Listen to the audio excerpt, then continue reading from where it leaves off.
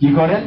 সংস্থাপন, মানে পুনরায় মানুষদেরকে বুঝিয়ে দিয়ে যায়, ওহে বদ্ধ 84 লক্ষ জীবের মধ্যে 4 লক্ষ শ্রেষ্ঠ মানুষ, তোমরা কোন দিকে অগ্রসর হচ্ছ, কোন পথে ঘুরছো? ভ্রান্ত হয়ে ঘুরছো দিকে দিকে, ভ্রান্ত হয়ে তোমরা দিকে দিকে ঘুরছো। তোমরা কি চাইছো? তোমরা চাইছো শান্তি, তোমরা চাইছো সমৃদ্ধি, তোমরা চাইছো প্রেম, ভালোবাসা, স্নেহ, কিন্তু তোমরা ছুটছো কেবল, পাচ্ছ না কোথাও। কেন পাচ্ছ না? কারণ তোমরা যে আনন্দ খুঁজছো, ওই আনন্দ ঘন ঘনশ্যাম রসরাজ রসবৈশ রসকদম্ব ভগবান শ্রীকৃষ্ণের কাছে আছে, আর তোমরা অন্য জায়গায় খুঁজে বেড়াচ্ছ, তাই আনন্দ পেতে পারো না। আনন্দ পেতে গেলে যেখানে ভগবান আছে, যেখানে ভগবানের নিজ জন আছে, পার্ষদ আছে, প্রিয়জন আছে, পরিকর আছে, আপন জন আছে, মহাজনেরা আছেন, তাদের অনুগত হয়ে তাদের নির্দেশ, শাস্ত্রের বাক্য চিত্তে ঐক্য করেই পথে অগ্রসর হতে হবে। তাই সমগ্র বিশ্বের মানুষ আজ ভগবত ভক্তি সম্পর্কে অনভিজ্ঞ। ইউরোপিয়ান এন্ড ওয়েস্টার্ন কালচার, তার লেভেলটা হলো কেবল শরীরের মধ্যে। প্রত্যেকটা মানুষের মধ্যে অনুভবের স্তর আছে, 5খানা স্তর। এই 5টা স্তর দিয়ে আমরা অনুভব করি। আর রিয়েলাইজেশন আর স্টেজ গুলো ওয়ান আফটার ওয়ান ডেভেলপ করতে হয় সাধন ভক্তির দ্বারা, বিধি নিষেধের মাধ্যমে। প্রথমত আমরা সবাই অন্নময়। আমাদের স্তরটা কি? আমরা অন্নময়, মানে আমরা কেবল খাওয়াতেই ব্যস্ত। খাওয়া, খাওয়া অ্যান্ড খাওয়া, আর কিছু নয়। সকালের হলে দুপুর, দুপুরে হলে সন্ধ্যে, সন্ধ্যের হলে রাতে, সকালে উঠে আবার। পাঞ্জাবে একবার এক প্রবাদ বাক্যে, পাঞ্জাবে কম্পিটিশন হয়েছে, শের ও শায়েরির খুব কম্পিটিশন হয়। তো একজন বলছেন, उठ खड़ा हुआ पंजाब के शेर कुछ कर दिखाएंगे। তো যিনি শায়েরি করছেন, পাশে ওনারা মেয়ে ছিল, বাচ্চা মেয়ে কোলে করে নিয়ে গেছেন, শের ও শায়েরি হচ্ছে। তো পাঞ্জাবি শায়ের বলছেন, उठ खड़ा हुआ पंजाब के शेर कुछ कर दिखाएंगे। মেয়ে বলছে, पापा क्या कर दिखाएंगे? बेटे तुम चुप हो जाओ, तुम चुप हो जाओ। আবার বলছেন, उठ खड़ा हुआ पंजाब के शेर कुछ कर दिखाएंगे। मैं आवाज से, पापा बताओ ना क्या कर दिखाएंगे? बच्चे, बेटे तुम चुप हो जाओ। अच्छा पापा। उठ खड़ा हुआ पंजाब के शेर कुछ कर दिखाएंगे। छह बेचारे बोलिए वाह हुजूर बोलिए क्या कर दिखाएंगे? बोलছে खाएंगे, पिएंगे, हगेंगे, मुतेंगे, फिर सो जाएंगे। बस এইগুলো আমাদের কাজ। আমাদের কাজ কি? खाएंगे, पिएंगे, हगेंगे, मुतेंगे, फिर सो जाएंगे।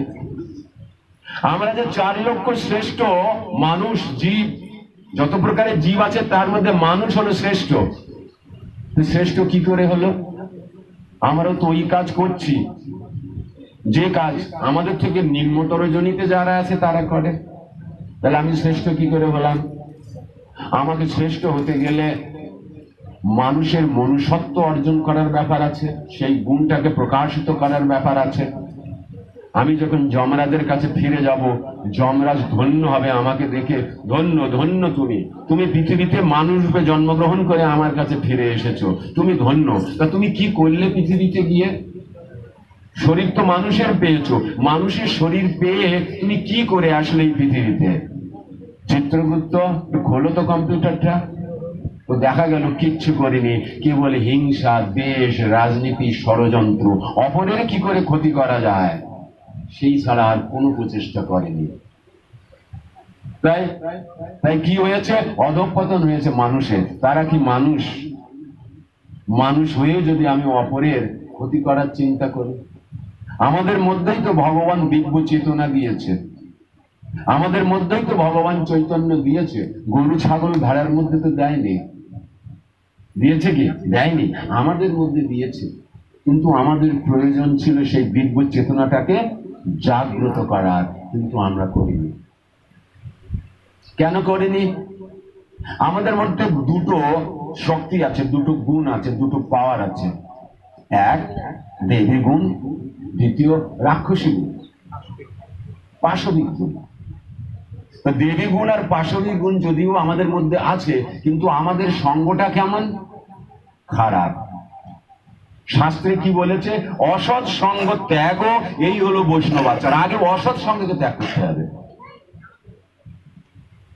আর কি করতে হবে? সঙ্গ কার করবো তাহলে? সাধু সঙ্গ। সাধু সঙ্গ সর্বশাস্ত্রে কয় লব মাত্র সাধু সঙ্গে সর্বসিদ্ধি হয়।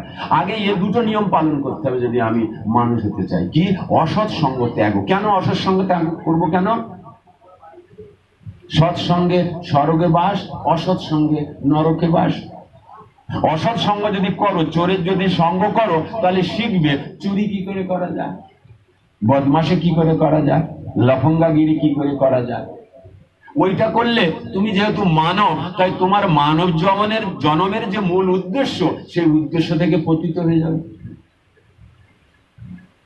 তোমার যাওয়ার দরকার ছিল দিল্লিতে, কিন্তু তুমি উঠে বসেছো বম্বে ট্রেনে। কি হবে?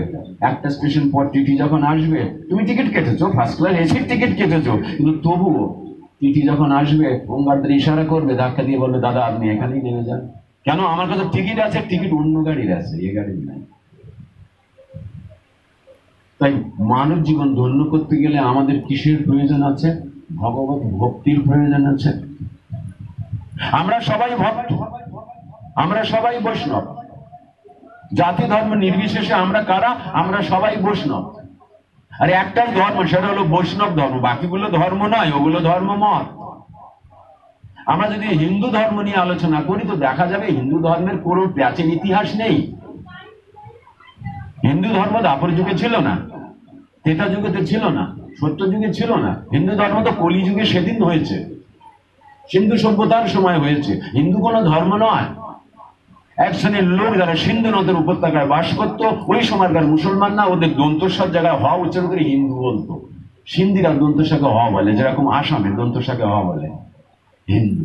এই করতে করতে একটা সম্প্রদায় হিন্দু হয়ে গেছে। তাই তো বৈষ্ণব সনাতন ধর্মের অবস্থা এত দুর্গতিতে। মানে এমন একটা সম্প্রদায়ের মধ্যে উপর দায়িত্ব রয়েছে সনাতন বৈষ্ণব ধর্মে, যারা নিজেরাই ধার্মিক না। আজ মূল রূপে সনাতন বৈষ্ণব ধর্মের অধঃপতনের মূল কারণ হলো হিন্দুরা। তারা নিজেরাই জানে না ধর্ম কাকে বলে, তারাই করেছে ধর্ম প্রচার। কিন্তু সৎ ধর্ম সনাতন ধর্ম তো সেটা নয়। সনাতন ধর্মকে তুলসী গাছকে খুব সুন্দরভাবে পুজো অর্চন করা হয়েছে। Religious tree, not only a tree. এটা কি? ভেসেল ট্রি, কিন্তু ব্র্যাকেটে কি লেখা রয়েছে? রিলিজিয়াস ট্রি, মানে এর সঙ্গে ধর্ম যুক্ত আছে। একে আমরা কি করলাম? প্রদক্ষিণা করলাম, প্রণাম করলাম। ইনি হলেন ভক্তি দেবী। যদি কেউ ভক্তি রাজ্যে প্রবেশ করতে চায়, তো আগে তুলসী মহারানীর সেবা করতে হবে। এটা হলো পরম্পরা। ভগবানকে আমরা যদি ভোগ নিবেদন করি, তাহলে তুলসীর পাতা অবশ্যই দিতে হয়। বৈজ্ঞানিকরা গবেষণা করলেন আছে কি তুলসীর পাতা, কেন এরা ভগবানকে ভোগ নিবেদন করার জন্য গঙ্গা জল তুলসীর পাতা দেয়। গবেষণার পর রেজাল্ট কি বেরোলো? ও মাই গড, তুলসী পাতার মধ্যে তো ম্যাগনেটিক পাওয়ার রয়েছে। জার্মস গুলো ব্যাকটেরিয়াকে এরকম টেনে আনে। বাড়ির সামনে একটা তুলসী গাছ থাকলে সামনে দিয়ে হাওয়ার মাধ্যমে যে ব্যাকটেরিয়া বা জার্মস গুলো যা টেনে আনে, এরকম চুম্বকের মধ্যে টেনে ধরে। এত ক্ষমতা রয়েছে। একটা পাতা গাছ থেকে আলাদা করার পরেও খাদ্য বস্তুর উপর দিলে তার উপরে যে জার্মস আছে সেগুলো টেনে নেয়। তাই তো দেওয়া হয় গোবিন্দের ভোগে তুলসী পাতা দেওয়া হয়। কিন্তু তদানীন্তন সমাজে যারা ধর্মকে প্রচার করেছে, তারা কি বলেছে? তুলসী গাছে জল দেওয়ার থেকে বেগুন গাছে জল দেওয়া অনেক ভালো। তাহলে তারা কারা? তাদের ধর্মীয় যোগ্যতাটা কতটা?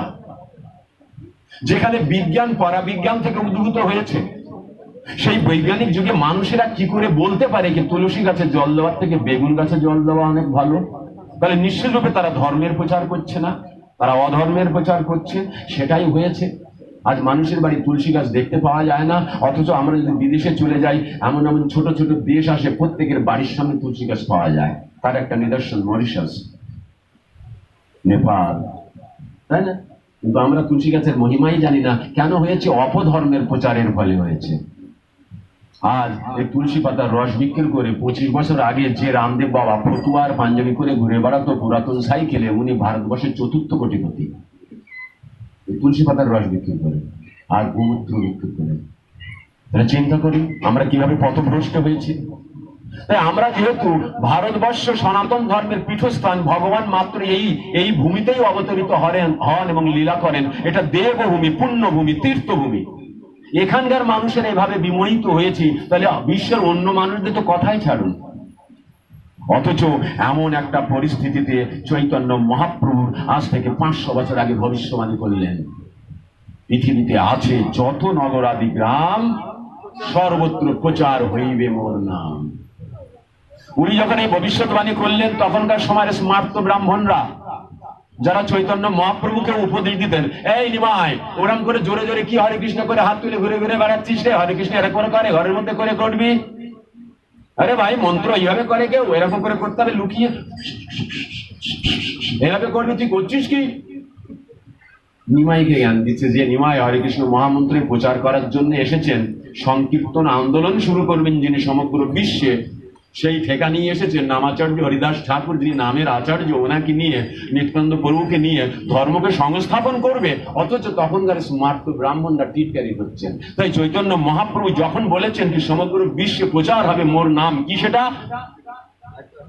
ভজন নিতাই গুরু রাধেশ্যাম জপ হরে কৃষ্ণ হরে রাম না, 32 অক্ষর 16 নাম, হরে কৃষ্ণ কৃষ্ণ কৃষ্ণ হরে হরে, হরে রাম রাম রাম হরে হরে, হরে কৃষ্ণ কৃষ্ণ কৃষ্ণ হরে হরে, হরে রাম রাম রাম হরে হরে, হরে কৃষ্ণ কৃষ্ণ কৃষ্ণ হরে হরে, হরে রাম রাম রাম হরে হরে। নিতাই গৌর সীতানাথ ব্রহ্মানন্দে হরি হরি বল। প্রভু কয়ে কহিলাম এই মহামন্ত্র, ইহা জপ গিয়া গৃহে করিয়া নির্বন্ধ, নিশ্চিত করো কমালা করবা, করে বাড়িতে বসে জপ করো। নাম বিনু কলিকালে নিস্তারি নাই, গতি নাই, তাই না? গতি নাই। কিন্তু পরে কি বলছেন? অন্যথা যে মানে তার নাহিক নিস্তার। যখন বলেছেন হরের নাম হরের নাম হরের নাম এই বললাম বৃহৎ নারদীয় পুরাণে, তাহলে গৌরাঙ্গ মহাপ্রভুকে নিঃস্বরূপ ভগবান, পুরাণের কথা শাস্ত্রে মিলে যাচ্ছে। গুরু সাধু শাস্ত্র, ধর্ম কি? ধর্ম সেটাই যেটা গুরু সাধু শাস্ত্র 3টে কোষ্ঠীপাতরে মিলে যাবে। গুরু একরকম বলছে, শাস্ত্রে আর এক রকমের, আচার্যরা আর রকম বলছে, তার মানে ধর্ম নয় সেটা, তা অন্য কিছু ব্যাপার আছে। সেখান থেকে তাড়াতাড়ি শুরু করতে হবে, তাড়াতাড়ি পারা যায়, তাই না? বলছে হরের নাম হরের নাম হরের নাম এই বা কে বলাম কলৌ নাস্তেব নাস্তেব নাস্তেব। 4টে যুগের 4টে ধর্ম আছে, 4টে যুগের 4টে ধাম আছে, তাই না? সত্য যুগের কি ধাম ছিল? কোথায় যেতাম আমরা? বদ্রিকাশ্রম। ত্রেতা যুগে রামেশ্বরম, দ্বাপরে দ্বারকা, আর কলি যুগে জয় জগন্নাথ। এটা হলো 4 যুগের 4টে ধাম। তাহলে কলি যুগের সাক্ষাৎ ভগবানকে দারু ব্রহ্ম জগন্নাথ দেব। তাহলে প্রত্যেক যুগের হিসাব করা হয়েছে, প্রথমবার কলি যুগ হয়নি। ভগবান চৈতন্য মহাপ্রভুর একদিনে একবার, ব্রহ্মার একদিনে ভগবান চৈতন্য মহাপ্রভু একবার আসেন। তাহলে 86,40,000 বছর পর চৈতন্য মহাপ্রভু 500 বছর আগে পৃথিবীতে অবতরিত হয়েছিল। বিশেষ করে নাম নাম কলিযুগ সর্বযুগ সার, এই কলিযুগ বিশেষ। এই কলিযুগের মুখ্য ধারা কি? কলিযুগের পাবন যে নাম সেটা কি? হরি নাম, তাই না? কি সে? হরে কৃষ্ণ মহামন্ত্র 32 অক্ষর 16 নাম, এছাড়া গতি নাই নাই নাই। তাই তুমি যেই হও না কেন, যেখানকারই হও না কেন, XYZ যেখানকারই হও না কেন, যে ধর্ম অবলম্বী, ধর্ম মত অবলম্বী তুমি হও না, পৃথিবীর যেখানেই তুমি জন্মগ্রহণ করো না, যে ভাষায় তুমি বলো না কেন, কলিযুগে যদি তুমি জন্মগ্রহণ করে থাকো এই ব্রহ্মাণ্ডের মধ্যে, তো তোমার একটাই মাত্র উদ্ধারের রাস্তা, সেটাই হলো হরে কৃষ্ণ মহামন্ত্র। সেটাই হলো হরে কৃষ্ণ মহামন্ত্র, অন্য কোনো উপায় নাই। তারপরের লাইনে কি বলছে? অন্যথা যে মানে তার নাহিক নিস্তার। দেখুন সাবধানী দিয়ে দিচ্ছেন চৈতন্য মহাপ্রভু। তুমি হয়তো মনে করেছো তোমার গুরু কানে যে মন্ত্র দিয়েছে তুমি বোধহয় ওটাতেই পার হয়ে যাবা। নো ফস। কে বলছেন? চৈতন্য মহাপ্রভু স্বয়ং। চৈতন্য মহাপ্রভু কে? শ্রীকৃষ্ণ চৈতন্য, রাধা কৃষ্ণ নহে ভিন্ন, নহে ভিন্ন। উনি বলছেন হবে না। অন্যথা যে মানে তার নাহিক নিস্তার, নাহি নাহি নাহি তিনো সত্য এবার। ওখানে বলেছে নাস্তিব নাস্তিব নাস্তিব, এখানে বলছে নাহি নাহি নাহি। কিন্তু সমগ্র বিশ্বের মানুষ অজ্ঞ। একটা সৎ ধর্মকে প্রচার করতে গিয়ে পাঁচখানা অধর্ম, মনোধর্ম, কৈতব ধর্ম, ছল ধর্ম, কপট ধর্মের সঙ্গে যুদ্ধ করতে হয়। সৎ ধর্ম পারে না। আমরা সব চাষির ছেলে, আমরা ধান রুয়েছি খেতে, 15 দিন পরে গিয়ে কি দেখা যাচ্ছে, কি ধান গাছের আশেপাশে ছ্যাওলা আর ওরকম আগাছা জন্মগ্রহণ করে। আরে বাবা, চাষ করলাম ভালো করে ট্রাক্টর দিয়ে, পাওয়ার টিলার দিয়ে, বাঁশু দিয়ে সবকিছু ঘাস টাস আগাছা তুলে নির্মূল করলাম, সার বার ইত্যাদি দিয়ে আমি যে পাতাগুলো রুয়ে আসলাম, আর যেগুলোকে রুইনি সেগুলো ঠেলে উঠেছে আশপাশ দিয়ে, আর ধান গাছের টিম টিম করছে। সৎ ধর্মের উপায় এটা, সৎ ধর্মের লক্ষণ এটা, এটা সৎ ধর্মের লক্ষণ। কি হলো তখন?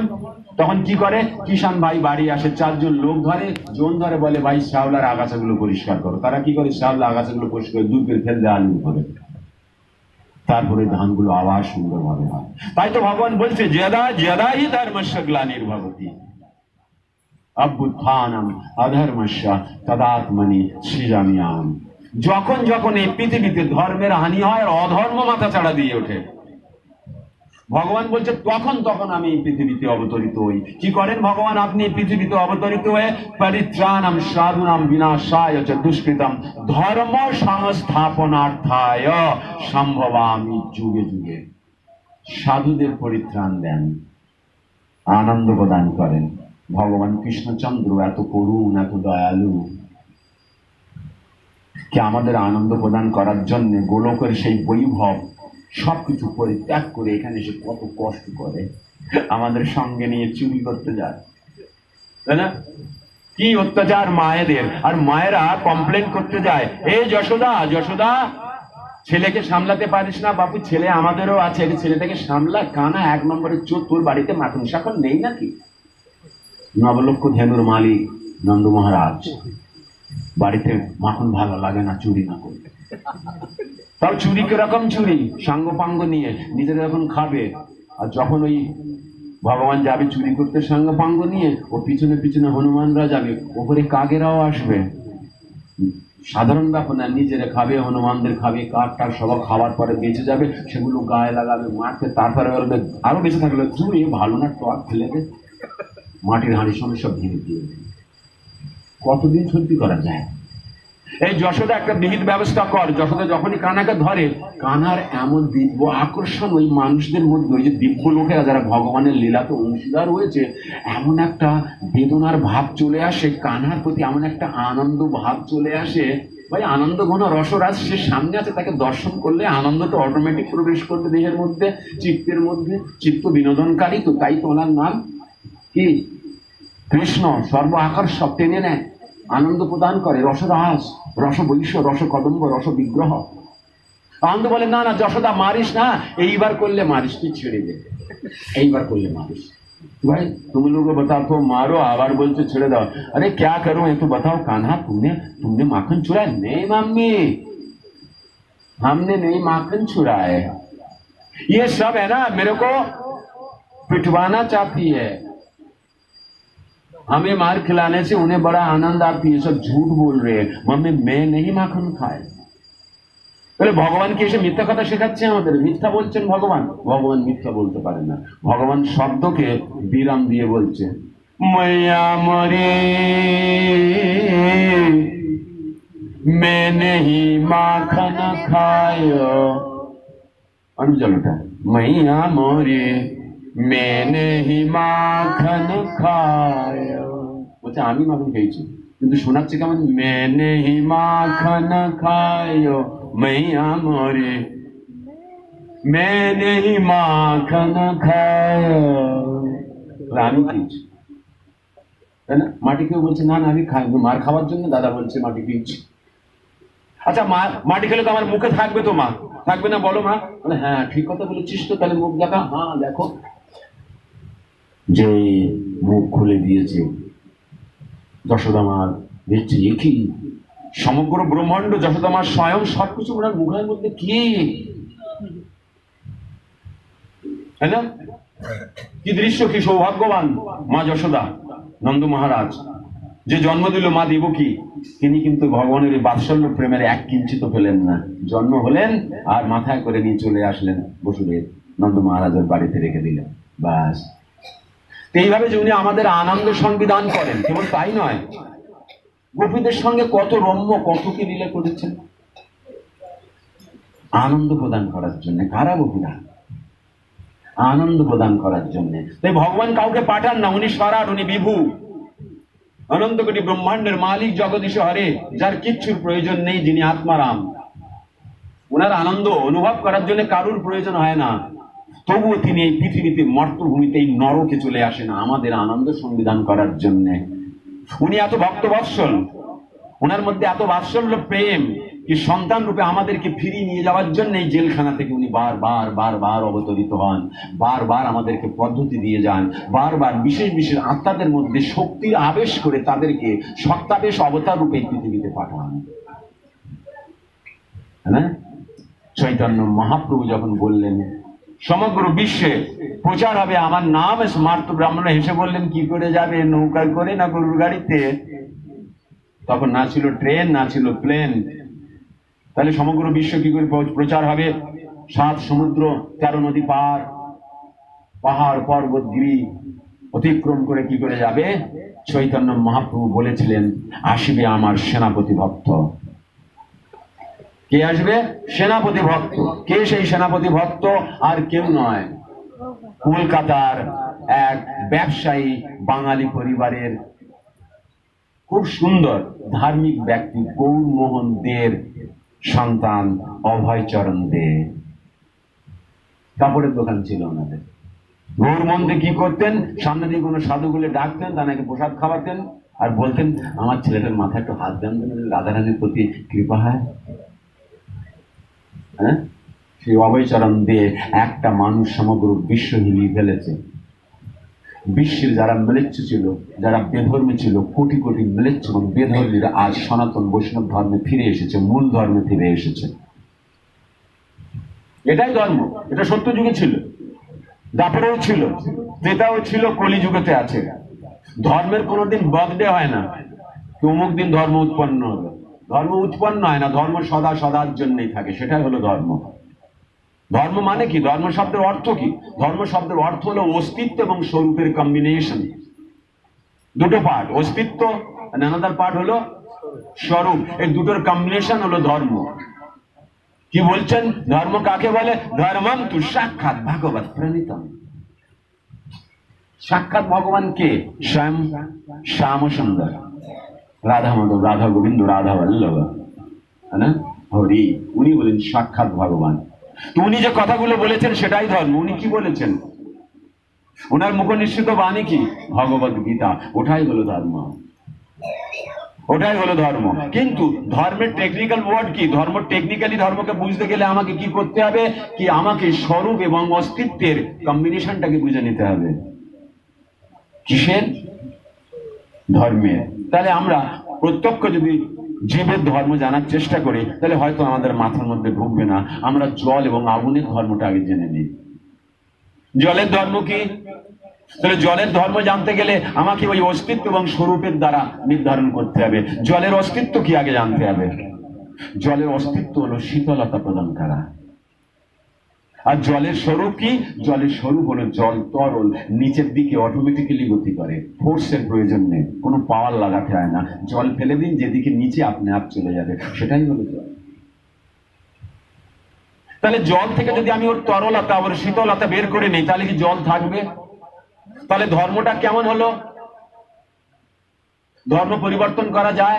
করা যায় না। জলের ধর্ম, জলকে পরিবর্তন করা যাবে? জলকে পরিবর্তন করা যাবে, কিন্তু জল থাকবে না। সে আমরা আইস কিউব বানাতে পারি রেফ্রিজারেটর দিয়ে, আবার ওটাকে হিট দিয়ে ভেপার বানাতে পারি। জলের থেকে আমরা মৌলিক পদার্থ হাইড্রোজেন আর অক্সিজেনকে আলাদা আলাদা করতে পারি, কিন্তু জল থাকবে না। জলের ধর্ম হলো শীতলতা প্রদান করা এবং তরল। ঠিক ওরকম আগুন, আগুনের ধর্ম কি? আগুনের ধর্ম জানতে গেলে আমাদের আগুনের থেকে অস্তিত্ব এবং স্বরূপকে বের করতে হবে। তাহলে আগুনের অস্তিত্ব কি? আগুনের অস্তিত্ব জ্বালিয়ে দেওয়ার ক্ষমতা। এমন কোন আগুন দেখেছেন হাত দিলে কিছু হয় না, ঠান্ডা লাগে? আগুনের স্বরূপ কি? আগুনের স্বরূপ হলো প্রকাশমান, দেদীপ্যমান, প্রকাশিত। আগুন সেরাময় হবে। আগুনের এই যে অস্তিত্ব এবং স্বরূপ, এটা হলো আগুনের ধর্ম। অর্থাৎ আগুনের থেকে এই দুটো অস্তিত্বকে আলাদা করা যায় না, ধর্ম থেকে কাউকে আলাদা করা যায় না, আলাদাই হয় না কেউ, তাহলে ধর্মই থাকে না। তাহলে ধর্ম কি? ধর্ম হল সনাতন বৈষ্ণব ধর্ম। That is only one religion, একমাত্র। বাকি সব কি? ধর্ম মত। একজন জন্মগ্রহণ করেছে, সে নিজের প্রচেষ্টা। জৈনদের মধ্যে মহাবীর জন্মগ্রহণ করেছে, জানি না তার গুরু কে ছিল, সে নিজে প্রচন্ড কষ্ট করেছে, এখানে ওখানে ঘুরেছে, তার অভিজ্ঞতা কিছু হয়েছে, সেই অভিজ্ঞতার কথা বলে গেছে, অষ্টাঙ্গ মার্গ দেখিয়ে গেছে। আজ ভারতবর্ষের বৈষ্ণব সনাতন ধর্ম অবলম্বী লোকেরা আজ যে অধঃপতনের রাস্তা দেখছি, তার মূল কারণ হলো ওই এক জৈনী বিশেষ ব্যক্তি, ভারতবর্ষের মহাত্মা গান্ধী। কে উনি? উনি জৈন ধর্ম অবলম্বী ব্যক্তি। উনি আমাদেরকে এক বিশেষ কথা শিখিয়েছেন। কি শিখিয়েছেন? অহিংসা পরম ধর্ম। ওনার মা মরে যাওয়ার পর উনি ভগবত গীতাকে মা রূপে জেনেছিলেন, মেনেছিলেন, রোজ ভগবত গীতা অধ্যয়ন করতেন। এবং কেবল তাই নয়, ভগবত গীতা অধ্যয়ন করার পর উনি নিজেও ভগবত গীতার ব্যাখ্যা করেছিলেন। শ্লোকগুলো ভগবানের নিজের ব্যাখ্যা করে ভগবত গীতা লিখেছিলেন। উনি ভগবত গীতা পড়ে কি বুঝতে পেরেছিলেন, কি বের করেছিলেন? অহিংসা পরম ধর্ম। ভগবত গীতার কোন শ্লোক এবং কোন পাতায় লেখা নেই, কোন পাতায় লেখা নেই। আর কি হয়েছে? আর হয়েছে এরকম, তদানীন্তন সমাজে যাদের কাঁধে ছিল ভগবত গীতা প্রচারের দায়িত্ব, তারা কি বলেছে? ভগবত গীতা পড়ার থেকে ফুটবল খেলা অনেক ভালো। তো তারা ফুটবলও খেলেনি আর ভগবত গীতার প্রচারও করেনি। ফুটবল যদি খেলতো তো আজ বিশ্বের বুকে একবার মেডেল টেডেল আনতো। হ্যাঁ, তাই গৌরু এইভাবে ধর্ম বিমিশ্রিত হয়ে গেছে। ধর্ম হয়ে গেছে মনোকাল্পনিক, কৈতব, ছল, কপট। তাই সদ্ধর্ম, যে ভগবান চৈতন্য মহাপ্রভুর দৈব বাণী পৃথিবীতে আছে যত নগর আদি গ্রাম, সর্বত্র প্রচার হইবে মোর নাম। International society for Krishna consciousness, যেটা গৌড়ীয় মাধব সম্প্রদায়, চারখানা সম্প্রদায় আছে, যে সম্প্রদায় কৃষ্ণ থেকে উদ্ভূত, গৌড়ীয় মাধব সম্প্রদায়, হ্যাঁ না, ব্রহ্ম মাধব সম্প্রদায় ধীরে ধীরে গৌড়ীয় হয়েছে। গৌড়ী মানে আমরা গৌড় প্রদেশের, এই জন্য বেঙ্গলের, হ্যাঁ না, উড়িয়া গৌড়িয়া যত। ব্রহ্ম মাধব সম্প্রদায়, শ্রী সম্প্রদায়, রুদ্র সম্প্রদায় এবং কুমার সম্প্রদায়, এই চারটে সম্প্রদায় আছে যারা সৎ ধর্মের প্রচার করে। কিন্তু বর্তমান রুদ্র সম্প্রদায় লোপ পেয়ে গেছে। এখন কি আছে? শ্রী সম্প্রদায়, জগৎগুরু কৃপালু মহারাজ রমন রেতি বৃন্দাবনে যিনি বিশাল প্রেম মন্দির নির্মাণ করেছেন, উনি হলেন আচার্য। আর কুমার সম্প্রদায়টা এখন নিম্বার্ক সম্প্রদায় রূপে কনভার্ট হয়ে গেছে। নিম্বার্ক সম্প্রদায়ের প্রচার চলছে। প্রধান মুখ্য যে ধারা, সেটা হলো ব্রহ্ম মাধব সম্প্রদায়। কৃষ্ণ থেকে ব্রহ্মা, ব্রহ্মা থেকে শিব, শিব থেকে নারদ, নারদ থেকে ব্যাসদেব, ব্যাসদেব থেকে সুখদেব গোস্বামী, সুখদেব গোস্বামী থেকে সুত গোস্বামী। এইভাবে ধীরে ধীরে পরম্পরা নেমে এসেছে। আমাদের ভগবত গীতার যথাযথতে গুরু শিষ্য পরম্পরা দেওয়া রয়েছে। তাই দায়িত্বটা আমাদের এসেছে। ভগবানের ভবিষ্যবাণীকে সমগ্র বিশ্বে প্রচার করার দায়িত্বটা আমরা কাঁধে করে নিয়েছি। আমাদেরকে অনেকে বলেছে, কি বলেছে? ও 7 সমুদ্র পার প্লেনে করে, মার্সিডিজ গাড়িতে করে প্রচার করছে। এই পৃথিবীর সবকিছু ভগবানের উদ্দেশ্যে ব্যবহার করা যায়। এই পৃথিবীতে যা কিছু আছে সেগুলো ভোগ করার জন্য নয়, কি করার জন্য? কাজে লাগানোর জন্য, কাজে লাগানোর জন্য। এই পৃথিবীর মানুষেরা এত দ্রুত হয়ে গেছে, এদের চিন্তা ভাবনা এত দ্রুত হয়েছে, এরা এত দ্রুত দৌড়চ্ছে। প্রভুপাদ বলছে, আমাকে তো মনে হয় এই রকেট হলে ভালো হতো প্রচার করার জন্য, প্লেনে পাচ্ছে না, আমি প্লেনে গিয়েও ধরতে পারছি না মানুষদেরকে। 69 বছর বয়সে বেরিয়ে 14 বার বিশ্ব ভ্রমণ করে গিনিস ওয়ার্ল্ড বুক রেকর্ড করেছেন। 14 বার বিশ্ব ভ্রমণ করেছেন। 70 বছর বয়স হলে আমাদের বাড়ির বুড়োদের 2 জন লোক ধরে নিয়ে যায় ট্রেনে, আর পাশের লোকের বলে, দাদা কাকিকে নাববে, একটু নাবিয়ে দেবেন, হ্যাঁ একটু নাবিয়ে দেবেন। আর এখানে 69 বছর বয়সে একা জলদূত নামে মালবাহী এক বিমানে, মালবাহী এক জাহাজে করে কোথায় যাচ্ছে? আমেরিকা। একা, সেখানে নেই কোনো পরিচিত, নেই কেউ। যাবেন? 1 লক্ষ টাকা দিলে, 5 লক্ষ টাকা দিলে কেউ যাবেন? কেউ যাবেন না। দেশাই স্টিমশিপ যাদের যে মালিক, ওই জাহাজের মালিক বলছে আপনি বৃদ্ধ বয়সে কোথায় যাবেন, হার্ট অ্যাটাক হয়ে মারা যাবে। সমুদ্রের বিশেষ অসুখ হয় এক ধরনের, সমুদ্রে যাত্রা করতে গেলে টিকা নিতে হয়, বিশেষ প্রকারের ভ্যাকসিনের প্রয়োজন হয়। প্রভুপাদ বললেন না আমি যাবো, কারণ আমার গুরুদেব বলেছে। প্রভুপাদকে সাক্ষাৎ হয়েছিল যেদিন ভক্তি সিদ্ধান্ত শ্রী ঠাকুর মহারাজের সঙ্গে কথাবার্তা বলার পূর্বে দেখে বলেছিল, কি গো তুমি তো ভালো ইংরাজি বলতে পারো, তো তুমি পাশ্চাত্য দেশে গিয়ে ভাগবত ধর্মের, জৈব ধর্মের প্রচার করছো না কেন? প্রভুপাদ কি বললেন? অভয়চরণ দেব বললেন, উনি তখন নেতাজি সুভাষচন্দ্র বোস এবং আদার্স যেসব ছিল আমাদের দেশের স্বাধীনতা সংগ্রামী, তাদের সঙ্গে ভারতবর্ষকে স্বাধীন করার প্ল্যানে ঘুরছে। তখন বলছেন আগে দেশ স্বাধীন করতে হবে আচার্য, যে দেশ স্বাধীন নেই সেই দেশের ধর্ম না, ধর্মটা পরে। ভক্তি সিদ্ধান্ত সিদ্ধ শশী ঠাকুর বললেন তুমি ভুল বললে, ধর্মটা আগে।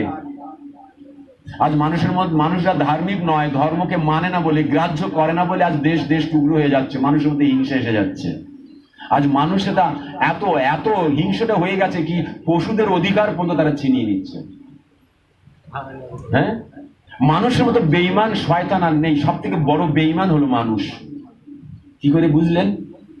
সেদিন তো বোঝা গেল। কি করে বোঝা গেল? দেওঘর দার্জিলিং থেকে নিয়ে আসা এক মোরগ, তাকে যখন কোলে করে ট্রেনে করে নিয়ে আসলো, সে বলছে কি আনন্দ, কি আনন্দ। আমি জানতাম না মানুষের শরীর না হয়ে ট্রেনে যাত্রা করা যায়, কত সৌভাগ্য আমার, ভগবান কত কত ভালো, হে ভগবান তুমি ধন্য। তাই না? তোমার রূপ সুন্দর, তোমার বদন সুন্দর। এনেছে বাড়ি এনে খুব খাওয়াচ্ছে, খুব খাওয়াচ্ছে। তারপরে একদিন কি হলো, সরস্বতী পুজো, আর বিশাল বড় মেলা। সেখানে কি করতেছে, সে লোক নিয়ে গেছে, এনে পায়ে অস্ত্র এনে বেঁধে দে, লড়ো। কিভাবে? এদিকে আমরা বলছি জীব হত্যা মহাপাপ। জীব মানে খালি মানুষ, কত কাণ্ডজ্ঞান দেখুন। আমরা মনে করি জীব মানে মানুষ, বাকি সব যা ইচ্ছা করো। ওদিকে বলছে জীব সেবাই শিব সেবা, সকাল সন্ধ্যে মা কালী আর শিব, শিব আর মা কালী। এক একজনের বাড়িতে 4টে 5টা করে ফটো, মূর্তি, ক্যালেন্ডার, কত কি। কালী পুজো না করলে মনে শান্তি হয় না, মা কালী ধনম দেই, বরম দেই, এ দেই, সে দেই। তাইলে জীব সেবাই শিব সেবা, কোথায় গেল সে শব্দগুলো? কোথায় গেল এগুলো? অহিংসা পরম ধর্ম কোথায় চলে গেল? আর কি বলে যেন, কি বলছে আর একটা কারো স্লোগান আছে খুব সুন্দর, কি সেটা? জীবে দয়া করে যেই জন, সেই জন সেবিছে ঈশ্বর। তাহলে আমি তো জীবে দয়া করে, তাহলে আমি কাকে সেবছি? ঈশ্বর ছাড়া আর কি আছে? ঈশ্বরের বিপরীত শব্দ কি? ঈশ্বরের বিপরীত শব্দ কি? এভিল, শয়তান। তাহলে আমি শয়তানের সেবা করছি। শয়তানের যে সেবা করে সে কে হয়? সেও শয়তান, ওয়ান অফ দ্য শয়তান। চিন্তা করো। কেবল তাই নয়, মোরগের কথা ছাড়ো, মুরগিগুলো কত লাইলেন টিকা, মুরগিগুলো বাড়িতে খাবি খাবি গায়ে যখন চর্বি হয়ে গেছে, তেল তেল হয়ে গেছে, তখন বাবার সাথে ফোন করে, বাবা তো আসলে পাইতে মুরগি টুরগিগুলো তো সব তেল তেল হয়েছে। ওই মুরগির সঙ্গে মুরগির মালিকের কত ভালোবাসা ছিল। মুরগিটা দেখতে পাচ্ছে না, সন্ধ্যেবেলায় কাজ ছেড়ে ঘুরে বেড়াচ্ছে, কোন জায়গায় লোকে জানে। মুরগি বলে বাহ আমার জীবন ধন্য, মালিক ঘুরছে আমাকে, আমার এত গুরুত্ব। কিন্তু জানে না কালকের ভোরের ট্রেনে আসবে এসে বারাসাতে, দুপুর বেলায় খ্যাচ করে তোমার দেবে, কাজ শেষ। মুরগিটা ঝাপটায় গোবিন্দের কাছে প্রার্থনা করে, হে গোবিন্দ আমি কি অপরাধ করলাম? এই পৃথিবীতে আমার কি বেঁচে থাকার অধিকার নেই? কেবল মানুষেরা বেঁচে থাকবে? এই পৃথিবীতে বেঁচে থাকার অধিকার কেবল মানুষদের আছে কি? আমাদের কি কোনো অস্তিত্ব নেই? আমরা তো এই পৃথিবীর আপনার সৃষ্ট জীব। আপনি পরমাত্মা রূপে আমাদের হৃদয়ে তো আছেন। আপনি তো মলের মধ্যে যে প্রকাশ তার হৃদয়ের মধ্যে অবস্থান করেন। তাহলে আমাদের এত এত দুর্ভাগ্য কেন? আমাদের সঙ্গে এত ধোঁকাদারি কেন? এত বিশ্বাসঘাতকতা কেন? কেন? এর বিচার করবেন ভগবান, এর বিচার করবেন। আমরা তো কারোর ক্ষতি করিনি। আমরা তো নির্বিধায় নিজের সুখে, মনের সুখে দিব্য দিন কাটাচ্ছিলাম। এমন কি অপরাধ করেছি, এমন কি ক্ষতি করেছি আজ আমাকে গলা কাটা হচ্ছে? আমি যখন পোল্ট্রি কেটে নিয়ে আসি সেখানে তখন লাফাচ্ছে মুরগিটা, তখন আশীর্বাদ দিচ্ছে না। প্রত্যেকটা পোল্ট্রি যীশু খ্রিস্ট নয়। সে ভগবানের কাছে প্রার্থনা করবে না, হে গড এরা মূর্খ, এরা জানে না কি করছে, এদের ক্ষমা করো।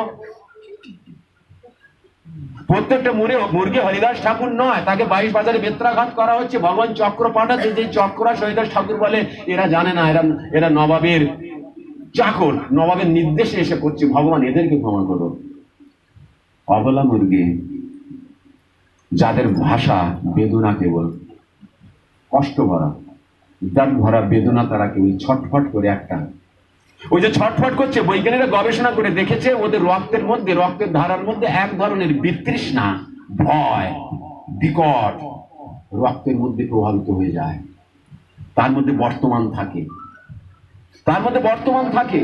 বর্তমান থাকার ফলে কি হয়, সে বিশেষ জিনিসটা যখন আমি খাদ্যবস্তু গ্রহণ করি আমার শরীরে গিয়ে ব্যক্ত হয়ে যায়, আমার মধ্যে বিভীষিকা আসে, আমার নেচারটা হিংসা পরায়ণ যুক্ত হয়ে যায়। বৈজ্ঞানিকরা গবেষণা করে দেখেছে, এত সুন্দর গবেষণা, আমরা বাঙালি সমগ্র বিশ্বের মধ্যে শ্রেষ্ঠ, আমাদের বুদ্ধিতে একবারও ঢোকে না। ঢোকে নাকি একবার? আমরা যদি মুগের ডাল খাই, আমরা যদি অড়হরের ডাল খাই, আমরা যদি ছোলার ডাল খাই, আমরা যদি মটরের ডাল খাই, তার মধ্যে কি আছে? প্রোটিন। আমরা যদি মুরগি খাই, আমরা যদি গরু খাই, ছাগল খাই, ভেড়া খাই, তার মধ্যেও আছে প্রোটিন। শরীর কাকে নেয়? শরীর নেয় প্রোটিনকে। আমরা সেটাই বুঝি কি শরীরে কি প্রয়োজন, carbohydrate, fat, minerals, protein etcetera etcetera. 143-44 প্রকারের এলিমেন্টস আমাদের বডিকে সুস্থ রাখার জন্য প্রয়োজন আছে। তাই আমরা মুরগি খেয়ে আনি আর চাই নিরামিষ খেয়ে আনি, সেটাই তো। কিন্তু দেখতে হবে যে মানুষেরা ভেজিটেবলস থেকে প্রোটিন নিয়ে তার শরীরকে পুষ্ট করে, তারা হয় শান্ত, ক্ষমাদান্ত, দয়াবান, তারা দেখতে সুন্দর হয়, তাদের চেহারাতে চমক হয়, তারা বুদ্ধিমান হয়, তারা দীর্ঘায়ু হয়, তাদের আয়ু বেশি হয়। সায়েন্স সেটা মেনেছে। কিন্তু যে মাছ, মাংস, মুরগি থেকে প্রোটিন নিয়ে দেহকে পুষ্ট করছে, সে কেমন হয়? সে হিংসুটে হয়, সে রাগী হয়, তার মধ্যে শরীরে রোগ বাসা বেঁধে রেখেছে, সে লাইনে দাঁড়ানোর ক্ষমতা তার থাকে না, একটা কথা বললে পর রেগে যায়, তার মধ্যে অহংকার মাত্র উদ্যত হয়ে যায়। কেন? তুমি তো প্রোটিন খাচ্ছ, আমি তো প্রোটিন খাচ্ছি। তাহলে এই দুটো প্রোটিনের মধ্যে বিভেদ কেন? নিরামিষের মাধ্যমে প্রোটিন খেয়ে একটা মানুষ শান্ত হয়ে যাচ্ছে, ধীর হয়ে যাচ্ছে, স্থির হয়ে যাচ্ছে, নম্র হয়ে যাচ্ছে, ভদ্র হয়ে যাচ্ছে, সমাজের কল্যাণকারী কার্য করছে। অন্যদিকে যে মাছ খেয়ে, মাংস খেয়ে প্রোটিন নিয়ে শরীরকে পুষ্ট করছে, তার মধ্যে কি করে দেশের ক্ষতি করা যায়, কি করে সমাজের ক্ষতি করা যায়, কি করে অপরকে লুণ্ঠন করা যায়, তাকে ধোঁকা দেওয়া যায়, দাগা দেওয়া যায়, এই ধরনের প্রবৃত্তি জন্মগ্রহণ করছে। বডিতে নিচ্ছে প্রোটিন। তাই আমরা ভুলে গেছি, ওই খাসিটাকে যখন কাটা হচ্ছে, ওই মুরগিটাকে যখন কাটা হচ্ছে, তখন কি করা হচ্ছে? ওর সঙ্গে হিংসা করা হচ্ছে। সাডেনলি যখন একটা ভালো, একটা সুন্দর জীবকে কাটা হয়, সে সুখে আছে, সে শান্তিতে আছে, হঠাৎ যখন তাকে গলাটাকে কোষ দেওয়ায়, আর অনেকে তো আবার এরকম ঘষে ঘষে কাটে, আরো বেশি কষ্ট দিয়ে কাটে। কত হিংস্র তারা! তারা নিজেদেরকে কিভাবে হিংস্র তৈরি করছে, সমাজকে তারা কোথায় নিয়ে যেতে চায়, তাদের ধর্মের নির্দিষ্ট সিদ্ধান্ত কি, এগুলো জানার প্রয়োজন আছে সবার। তারা বেশি করে কষ্ট দিচ্ছে, তাহলে তার মধ্যে একটা বিভীষিকা, আতঙ্ক, ভয় চলে আসে। সেই আতঙ্ক, বিভীষিকা, ভয়, সেই হিংসা তার রক্তের সঙ্গে মিশে যায়। সেই রক্ত যখন আমরা মাংস গ্রহণ করি, আমাদের মধ্যে সেই রকম আসে। যেমন আমরা খাবো, সেই দ্রব্য গুণই আমাদের শরীরের মধ্যেও সেই গুণ প্রভাব করবে, বিস্তারিত হবে। সেটাই বিজ্ঞান। আমরা বিজ্ঞান যুগে বসবাস করছি। আমরা জানি না অ্যালবার্ট আইনস্টাইন একজন বৈজ্ঞানিক, উনি নিরামিষভোজী ছিলেন, উনিও ভগবত গীতা রোজ পাঠ করতেন। ভগবত গীতার অথা সমুদ্রে উনি ডুব মেরেছেন। ডুব মেরে কি বের করেছেন? ভগবত গীতা থেকে কি বের করেছেন? উনি অমৃত বের করেছেন। কি সেই অমৃত? উনি বুঝতে পেরেছেন মানুষ, human beings are not for non vegetarian. আমরা নন ভেজিটেবল গ্রহণ করার জন্য নয়, আমাদের যে প্যানক্রিয়াস, ডাইজেস্টিভ যে সিস্টেম আছে, ওটা মাছ, মাংস, ডিম, পেঁয়াজ, রসুন, শুকনো লঙ্কা খাওয়ার জন্য নয়।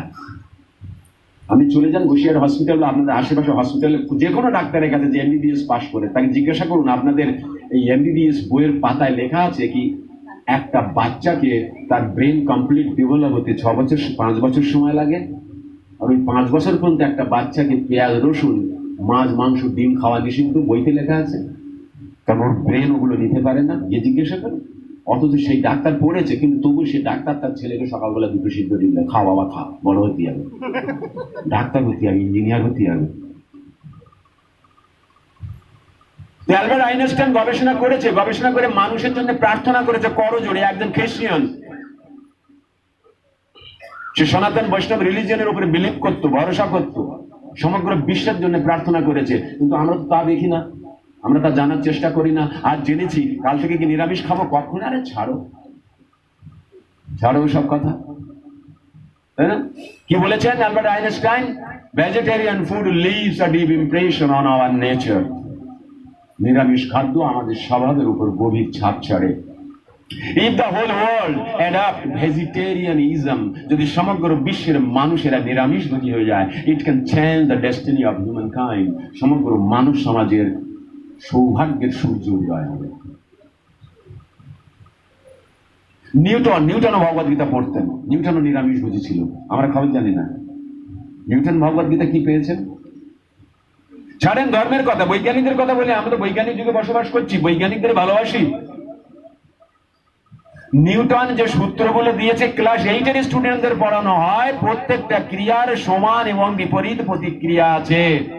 আজ পর্যন্ত আমার বাচ্চাদের কি মা বাবা টিউশন মাস্টার, স্কুলে মাস্টারের মাথায় ঢুকেনি।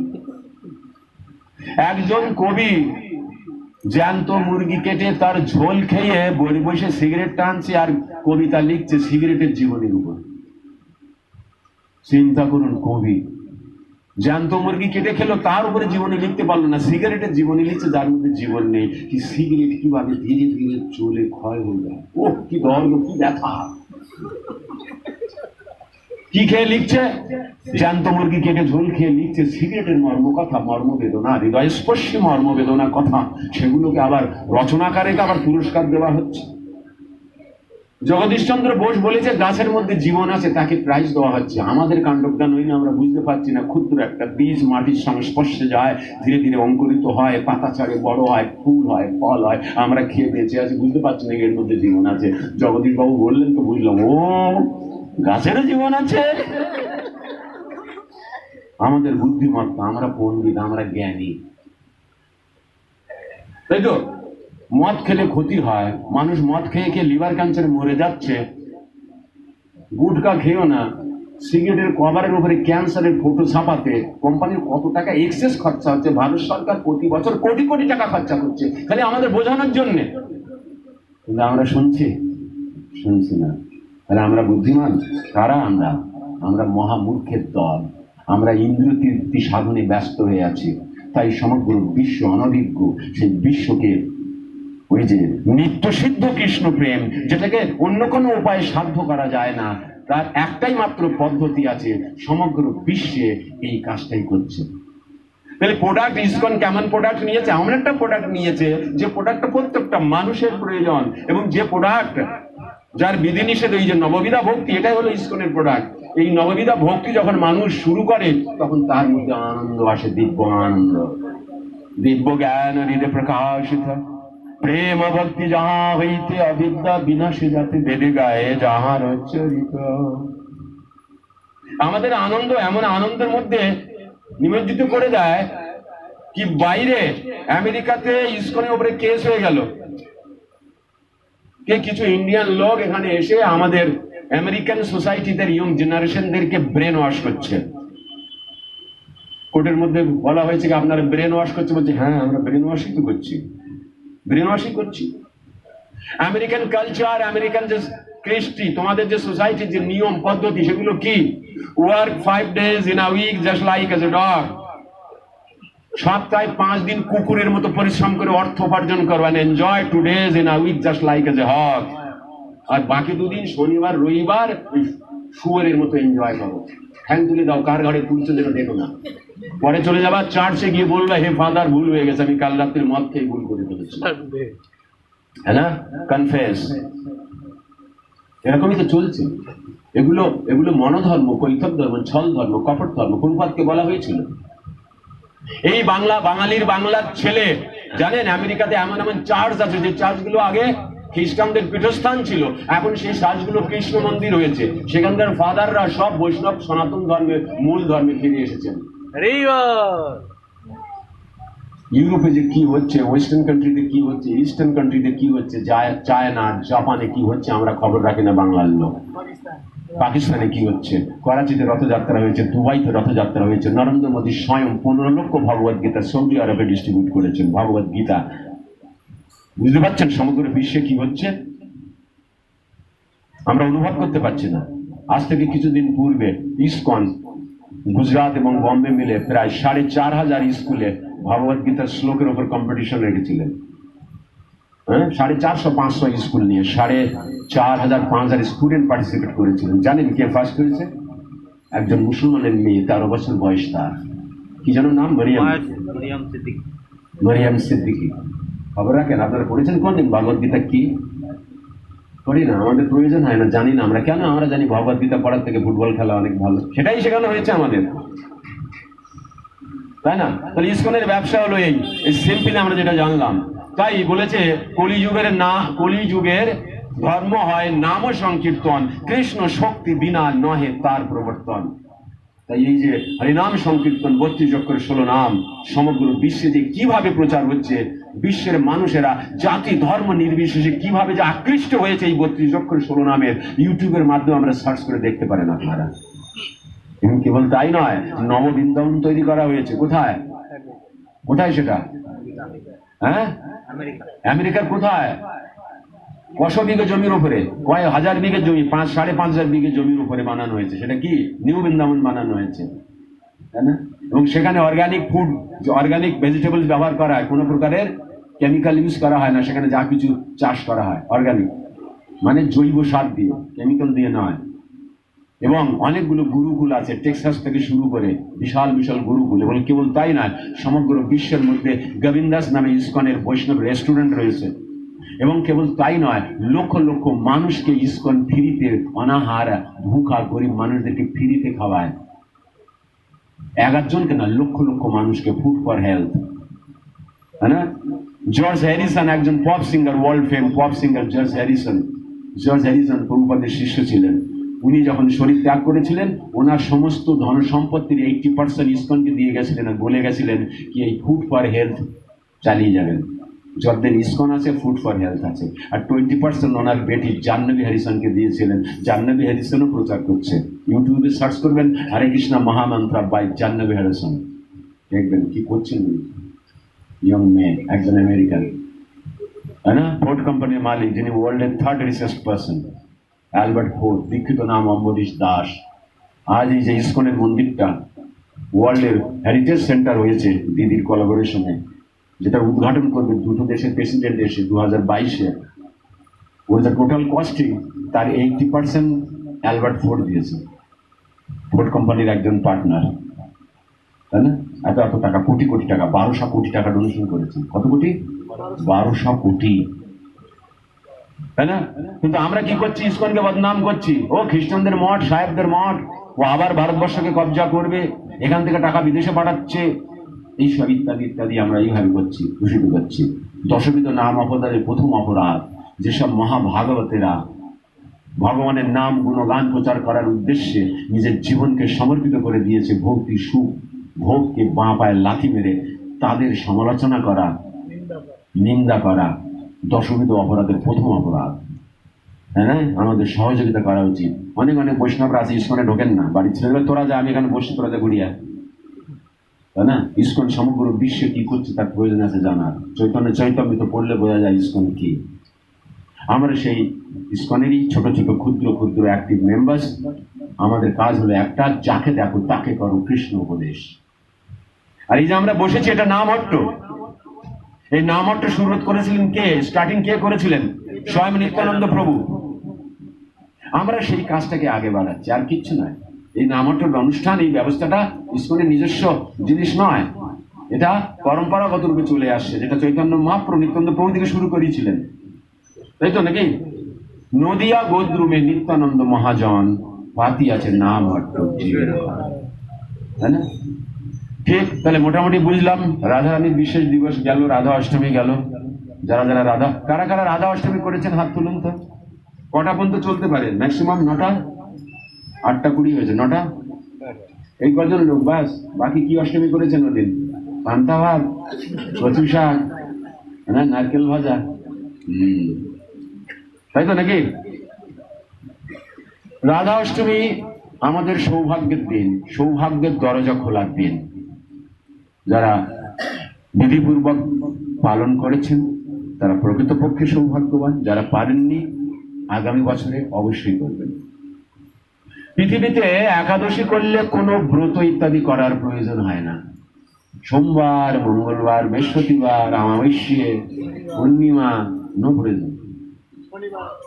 একাদশী করলে সবকিছু করা হয়ে যায়। আর বছরে একবার রাধা অষ্টমী করলে 1000 একাদশী পুণ্য ফল পাওয়া যায়।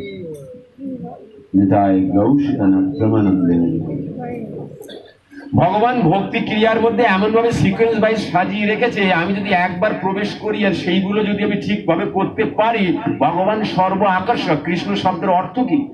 ক্রি ধাতুর সঙ্গে ন প্রত্যয় করে কি হয়েছে? কৃষ্ণ। কৃষ্ণ শব্দের অর্থ টেনে নেয়, টেনে নেয়। তুমি জাস্ট একটু কৃষ্ণর দিকে চোখে চোখ মিলে তাকাও তো একটু, তারপরে দেখো খেলা ভগবানের।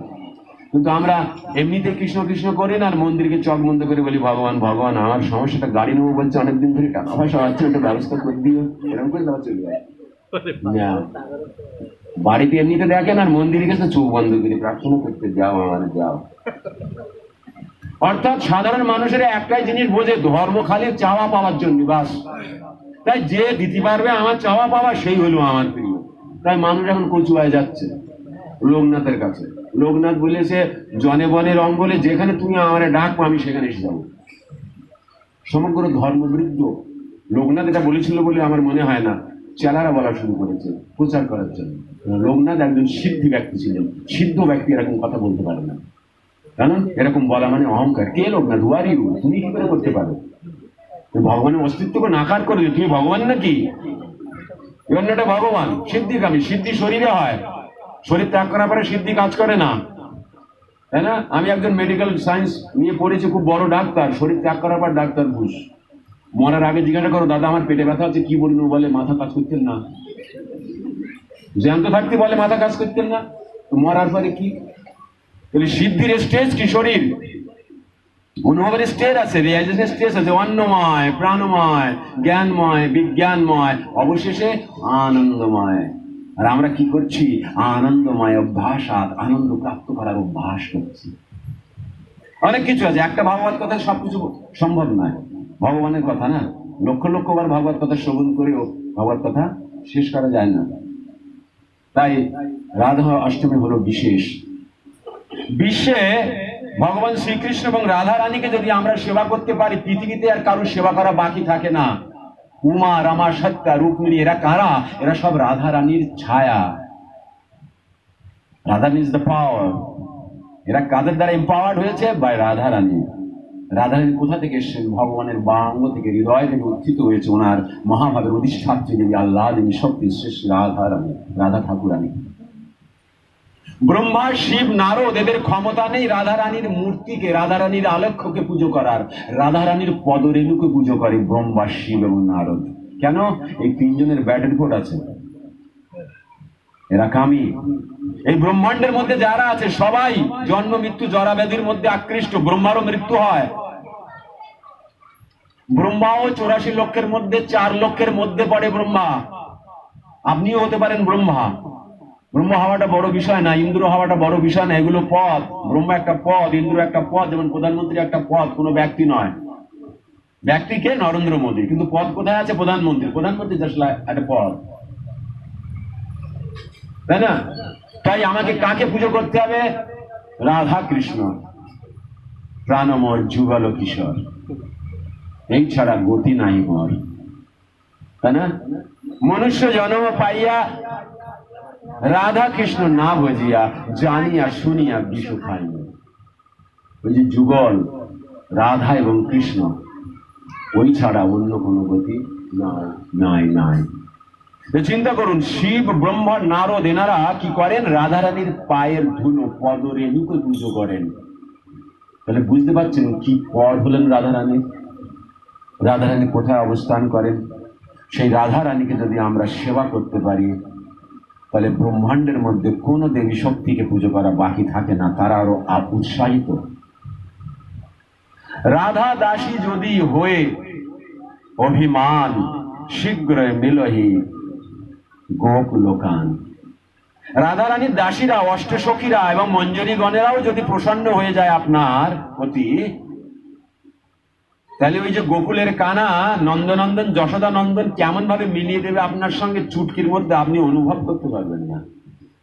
কিন্তু যদি আপনি সাক্ষাৎ ব্রজেন্দ্র নন্দনকে প্রত্যক্ষ সেবা করে যদি আপনি সন্তুষ্ট করতে চান, অনেক জন্ম কেটে যাবে, ভগবান তাকাবেও না আপনার দিকে। অত সোজা নয়।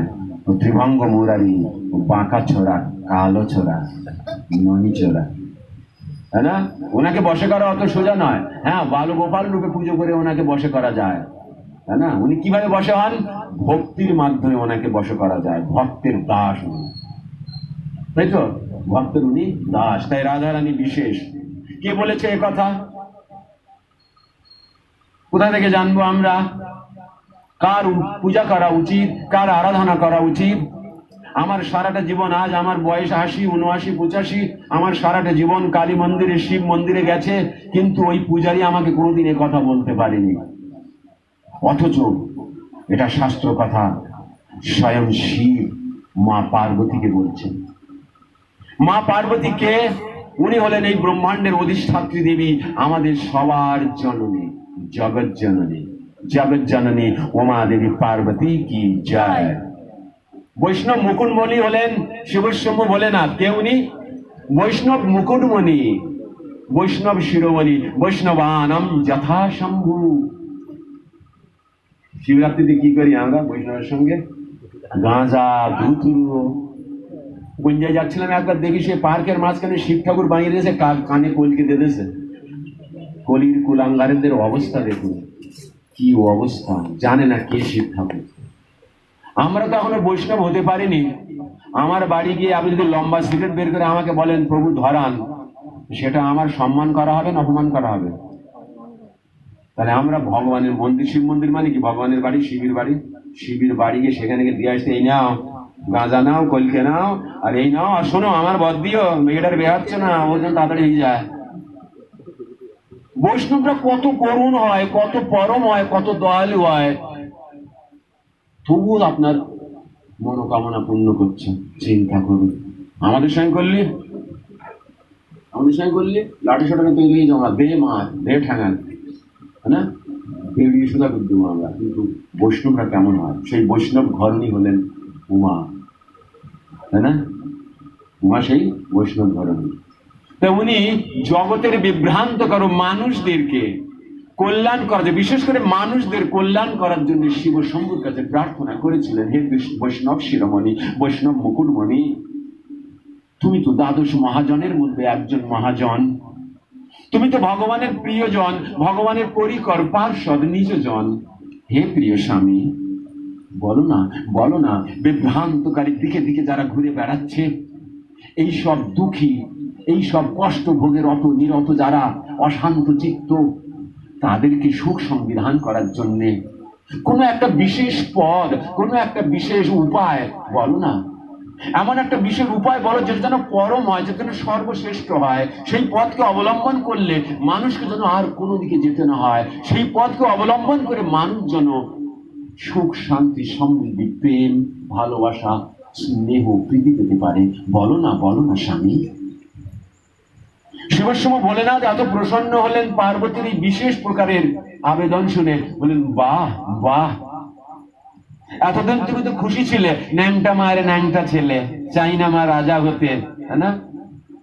আবার বলছি আশা না ভরিল, মন না পুরিল, কিন্তু এখন তোমার তো বুদ্ধির উদয় হয়েছে, তুমি তো এখন বিভ্রান্ত করো মানুষদের সদ্গতির উপায় চিন্তা করছো পার্বতী। তো সত্যি তুমি ধন্য, আমি খুব আনন্দিত হয়েছি তোমার এই জিজ্ঞাসায়। তাহলে শোনো, উপায় বললে আমি তোমাকে। ভগবান শিব ঠাকুর, শিব ঠাকুরকে ভগবান বলা যায়, ভগবান কৃষ্ণ স্বয়ং মাঝে মাঝে শিব ঠাকুরকে ভগবান বলেছেন, তাই না? তাই ভগবানের, শিব ঠাকুরের মুখ নিঃসৃত শ্লোক, শিব ঠাকুর কি বললেন? আরাধনানাম সর্বেশাম বিষ্ণুর আরাধনা পারাম। হে দেবী, আরাধনার মধ্যে শ্রেষ্ঠ আরাধনা পরম, যে পরম আরাধনা, যার উপরে আর কোনো আরাধনা নেই, সেটা হলো কার? বিষ্ণু। পরের লাইনে কি বলছেন? তস্মাদ পরতরম দেবীম তদীয় নাম সম অর্চনম। কিন্তু হে দেবী, ওর থেকে আর একটা আরাধনা আছে, সেটা কি? যদি ওই বিষ্ণুকে, যদি ওই ভগবানকে, তার অন্তরঙ্গা শক্তি, তার আহ্লাদিনী শক্তি, তার কনসোড প্রিয়তমা রাধা রানী, কৃষ্ণ বলরাম, গৌরনিতায়, গিরিধারী গোপাল, পঞ্চতত্ত্ব, জগন্নাথ বলদেব সুভদ্রা মহারানী, নরসিংহদেব, গুরু পরম্পরা, ষড় গোস্বামী, তুলসী মহারানী ইত্যাদি এইভাবে রেখে যদি সবাইকে সমরূপে অর্চন, পূজন, বন্দন, ভোগ নিবেদন ইত্যাদি করা যায়, এর থেকে শ্রেষ্ঠ বিধি আর কিছু নাই ব্রহ্মাণ্ডের মধ্যে। কে বললেন? শিব ঠাকুর। কাকে বললেন? পার্বতীকে। এটা হলো পরম উপায়, এখানে সেটাই করা আছে। ইসকন এই পদ্ধতিটা সবাইকে শেখায়, সবার বাড়িতে এইভাবেই রাখা হয়। রাধা মাধব, কৃষ্ণ বলরাম, গৌরনিতায়, জগন্নাথ বলদেব সুভদ্রা মহারানী, গিরিধারী গোপাল, পঞ্চতত্ত্ব, নরসিংহদেব, গুরু পরম্পরা, ষড় গোস্বামী, তুলসী মহারানী, সবাইকে সমর্থন। জয় জগদীশ হরে, এরকম বলে। সংসার দাবা নললীলা লোক প্রাণায় কারণা ঘন ঘন প্রাপ্ত কল্যাণ গুণান বর্ষ বন্দে গুরাশি চরণারবিন্দম বন্দে গুরাশি চরণারবিন্দম বন্দে গুরাশি চরণারবিন্দম। তাই জ্ঞানের থেকে ওপরে হলো ভক্তি। জ্ঞানই সবকিছু নয়। জ্ঞান মানুষকে বাঁচাতে পারে না, জ্ঞান মানুষকে খোকলা করে দেয়, জ্ঞান অস্ত্র হয়ে মানুষকে কেটে ফাল করে দেয়। তাই জ্ঞানের অহংকার, জ্ঞানের মধ্যে সীমাবদ্ধ থাকলে, বুদ্ধির মধ্যে সীমাবদ্ধ থাকলে তুমি হবে না, ওর উপরের স্তরে উঠতে হবে। আনন্দময় অভ্যাস আছে, সেটা ভক্তির মাধ্যম দিয়ে সম্ভব। ব্যাসদেব নৈমিষারণ্যে একবার ভাগবত কথা করছিলেন, যেখানে সাক্ষাৎ জেমিনি ঋষি ব্যাসদেবেরই শিষ্য উপস্থিত ছিলেন। প্রসঙ্গক্রমে ব্যাসদেব এই কথাই বলতে চাইছিলেন কি জ্ঞান সর্বোপরি উপায় নয়, আর জেমিনি ঋষি জ্ঞানী ভক্ত। ওর উপরে কি আছে? ভক্তি। মানুষ যদি ভক্তিময় করতে পারে নিজেকে, ভক্তির আশ্রয় করতে পারে নিজেকে, তাহলে সে ভগবানের কৃপাবান হয়ে, কৃপাধন্য হয়ে সমস্ত প্রকারের আপদ বিপদ থেকে সুরক্ষিত থাকবে। মানুষ যখনই ভক্তিপথে অগ্রসর হবে, ভগবানের একটা সুরক্ষা চক্র সেই মানুষটার চতুর্দিকে বেষ্টন করে থাকবে। আর যারা মহৎ হয়েছে, মহৎ পদ রজ অভিষেকম, যেসব জনেরা মহাভাগবত হয়ে গেছেন, মহৎ হয়েছেন, ভগবান তো তাদের পিছনে পিছনে যায়। কেন যায় জানেন? তাদের পদধূলি নিয়ে গায়ে মাখার জন্য। ভগবানের বড় আনন্দ আসে। এমন ভগবান, দয়ালু করুণ ভগবান, তাই না? তাই কেন কেন ভগবান ভক্তদের কেন বাঁচায়? ভগবান কি হয়? কৃষ্ণ ভক্ত, নিষ্কাম, অতএব শান্ত। মুক্তি মুক্তি সিদ্ধিকামী সবাই অশান্ত। কৃষ্ণ ভক্ত কেমন? নিষ্কাম। ওরা কোনো কিছু কামনা করে না। ওরা বলে কৃষ্ণ হ্যাঁ না।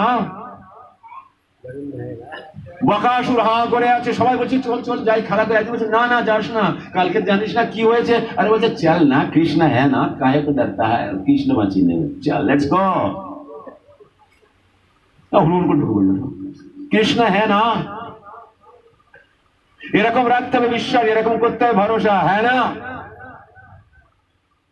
ভগবান অবশ্যই রক্ষিবে, ভগবান সর্বিত শরণাগতি, অবশ্যই রক্ষিবে ভগবান তোমাকে। কিন্তু তোমার কি প্রয়োজন? হে গোবিন্দ, তুমি ছাড়া আমার কেউ নাই। অনন্যা ভক্তি, অনন্য, অন্য কেউ নাই, only you, you and you. বাইরে ভিতরে সব জায়গায় তুমি তুমি তুমি, তুমি ছাড়া আর কেউ নাই। ব্যাসদেবের এই কথা জেনে অস্বীকার করল। গুরুদেব বলছে ঠিক আছে, অ্যাজ ইউ লাইক, তোমার অনুভবের স্তর যেটা হতে পারে। ভাগবত কথার সমাপন, জেমিনি ঋষির বাড়ি, ব্যাসদেব, ব্যাসদেবের আশ্রম। কিছুদিন পরে ভাদ্র মাসের এক কালো মেঘ উঠেছে। ভাদ্র মাসের মেঘ মানে কোন দিক থেকে উঠবে, কোথায় বর্ষা হবে লোক বলতে পারবে না। এই দেখো এখানে পুকুর ভরি দেখেছে, ওদিকে শূন্য হয়নি। সেই বর্ষার প্রকোপ পড়েছে কোথায়? জেমিনি ঋষির আশ্রমে। রাত মধ্য হয়ে গেছে, তন্দ্রাচ্ছন্ন হয়েছে কেবল জেমিনি ঋষি। এমন সময় কর্ণে শুনতে পেলেন স্ত্রীর একটা কণ্ঠ, খুব কষ্টময় বেদনাদায়ক কণ্ঠ, কে আছেন আশ্রমে? দরজা খুলুন, আমার প্রাণ বিষণ্ণ, আমি হয়তো বাঁচবো না, আমাকে বাঁচান, আমার সমগ্র শরীর কম্পায়মান, আমাকে বাঁচান। যেমনি ঋষি বলছে এই রাত্রি, মধ্যরাত্রির সময় স্ত্রী, আমি একা, মানে জ্ঞান ব্যবহার করছেন। জ্ঞান এখন অস্ত্র না। একাধিকবার নিবেদন আবেদন করা সত্ত্বেও কিন্তু জেমিনি ঋষি খুলছেন না। তখন সেই স্ত্রী বলছেন, শুনুন, নিশ্চিত রূপে আমি জানি এটা আপনি জেমিনি ঋষি, আপনারই কুটিয়া, তাই শোনেন, আমি যদি এখানে আপনার কুঠিয়ার সামনে এই ঠান্ডায় ক্রন্দনরত অবস্থায় কম্পমান হয়ে যদি শরীর ত্যাগ করি, তাহলে আমার মৃত্যুর দায়িত্ব কিন্তু আপনাকে নিতে হবে। আপনার কাছে চান্স আছে, আপনি বাঁচাতে পারেন আমাকে, যদি আমাকে ভিতরে আশ্রয় দেন। এই কথা যখন বলেছে স্ত্রী, তখন জেমিনি ঋষি ভাবছেন, পয়েন্ট, লজিক আছে কথা। ইতস্তত করতে করতে চলে আসলেন, দরজা খুললেন, আর বিদ্যুৎ চমকাবি না, বিদ্যুৎ চমকালো। জেমিনি ঋষি দেখলো একটা সুঢল স্ত্রীর শরীর জলে ভেজা। খাপ করে চোখ দিয়ে মেগাপিক্সেল ক্যামেরা ফটো তুলে নিল আর পাঠিয়ে দিল মনের কাছে। মন দেখছে আর বলছে, বাহ বাহ, কিন্তু তবু জ্ঞান আছে। বলছে, শোনো রমণী, আমার আশ্রমে স্ত্রীদের থাকার কোনো নিয়ম, কোনো বিধি নাই। যেহেতু তুমি মরণাসন্ন, তাই তোমার জীবন যদি চলে যায় আমি মৃত্যুর অপরাধে পড়বো, তাই তোমাকে আশ্রয় দিচ্ছি। তুমি ভিতরে চলে গিয়ে কাপড় বদলে নাও আর ভালো করে বেঁধে নাও। শোনো, সূর্য উদয় পর্যন্ত যদি কোনো লোক আসে, এমনকি আমিও যদি আসি, তুমি যেন দরজা খুলবে না, এটা আমার আজ্ঞা। ওকে, এগ্রিমেন্ট তৈরি হয়ে গেল। চলে গেলেন স্ত্রী ভিতরে, চলে আসলেন ঋষির পাশে, রান্নাঘর মতো বানিয়েছিলেন সেখানে।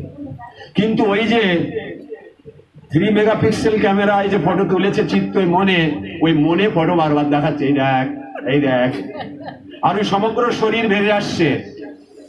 আস্তে আস্তে জ্ঞান কি হয়ে যাচ্ছে বুঝে যাচ্ছে, আর কি উৎপন্ন হয়ে যাচ্ছে? অন্ধকার, কাম। রাত তখন 2:30, জেমিনি ভাবছে, না যাই, কেউ নেই এখন, কেটা বুঝলো কি হয়েছে। গিয়ে বলছে, এ রমণী, দরজা খোলো। ভিতর থেকে বলছে, না, গুরুদেব নিষেধ করে গেছে, দরজা খোলা যাবে না।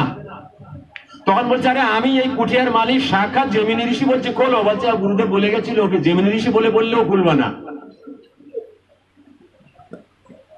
জেমিনি দেখছে তো আমি বলে ভেসে গেছি, ভালো হয়ে গেছি। ওই সময় না বললি কথাটা, এখন আমি বললি খুল দিত। এখন জ্ঞান একদম শূন্য হয়ে গেছে জেমিনি ঋষি, এখন কাম অন্ধ হয়ে গেছে, কাম অন্ধ। জেমিনি ঋষি তখন কি করেছে? সাইড দিয়ে উপরে উঠেছে, চাল ভাগ করে জাম মেরেছে নিচে, চাল ভাগ করে জাম মেরেছে যে নিচে। তখন রমণী বলছে, আপনি গুরুদেব? আপনি? বলছে, হ্যাঁ আমি। কত করে বলছে, দরজাটা খোলো, আমার বাড়িতে আমাকে ঢুকতে দিচ্ছেন। বলছে, আপনি তো নিষেধ করলেন। হোক, ঠিক আছে, নিষেধ করেছি। শোনো, আমি তোমাকে বিবাহ করব, আমি কথা দিচ্ছি তোমাকে বিবাহ করব, তাই আমি তোমাকে প্রেম করতে চাই। রমণী বলছে, না, এইভাবে আমি প্রেম করতে দেবো না, আমার বিবাহের শর্ত আছে। তোমার আবার বিবাহের শর্ত? হ্যাঁ। কি শর্ত বলো?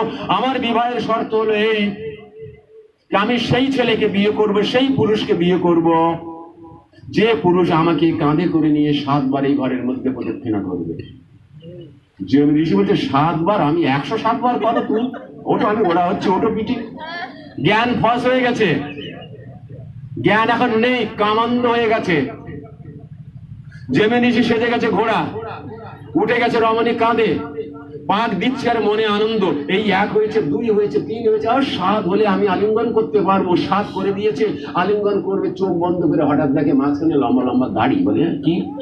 চোখ খুলে দেখে, আরে গুরুদেব আপনি? হরি বল, নিতাই গৌর সীতানাথ প্রেমানন্দ, হরি হরি বল। ব্যাসদেব বলছে, জেমিনি তুমি বলেছিলে জ্ঞান, আমি বলছিলাম জ্ঞানের উপরে ভক্তি। জ্ঞান মানুষকে বাঁচাতে পারে না, জ্ঞান শূন্য হয়ে যায় মানুষ। তুমি স্বীকার করনি। এবার গুরুদেব আর লজ্জিত করবে না, আমি বুঝতে পেরেছি, ভক্তি হলো সর্বশ্রেষ্ঠ। এটাই হলো গুরু শিষ্যের সম্পর্ক। শিষ্য যখন অধঃপতনে যায়, গুরু টেনে নিয়ে আসে। কন্ট্রাক্ট, দীক্ষাটা হলো একটা কন্ট্রাক্ট, মিউচুয়াল আন্ডারস্ট্যান্ডিং গুরু এবং শিষ্যের মধ্যে। দেখো, শিষ্য শব্দের মানেই হলো শাসন। যেখানে শাসন আছে সেখানে গুরু শিষ্যের সম্পর্ক আছে। দেখো শিষ্য, তুমি যদি শাস্ত্র বিধিনিষেধ মেনে চলতে পারো, তো আমি দায়িত্ব নিচ্ছে তোমাকে ভগবত ধামে ফিরিয়ে নিয়ে যাব। শিষ্য বলে, দেখুন গুরুদেব, আমি আপনার পোষা কুকুর, আপনি যদি কমিটমেন্ট করেন আমাকে ভগবত ধামে ফিরিয়ে নিয়ে যাবার, তো আপনি যা বলেন আমি করব। আমি আপনার আগে পিছনে ল্যাজ নাড়াবো খালে। আপনি আমাকে মারুন, আমাকে কোলে করে নিন, যা লাথি মারুন, আমাকে তিরস্কার করুন, খেতে না দিন, কোনো ব্যাপার নেই, আমি আপনার পোষা কুকুর হয়ে থাকবো। নেতাই গৌর সীতানাথ প্রেমানন্দে হরি হরি বল। গুরু শিষ্যের এরকমই সম্পর্ক, তাই না?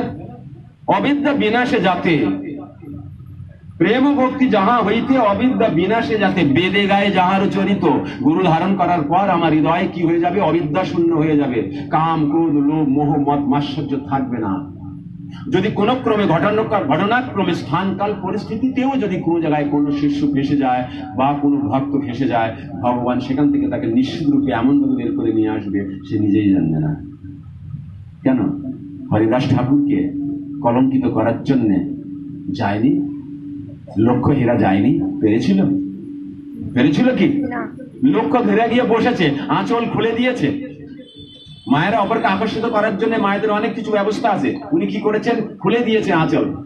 তখন হরিদাস ঠাকুরও যুবক, নাম করছেন হরিদাস ঠাকুর, হরে কৃষ্ণ হরে কৃষ্ণ কৃষ্ণ কৃষ্ণ হরে হরে, কত নাম করেন, 3 লক্ষ নামের আচার্য,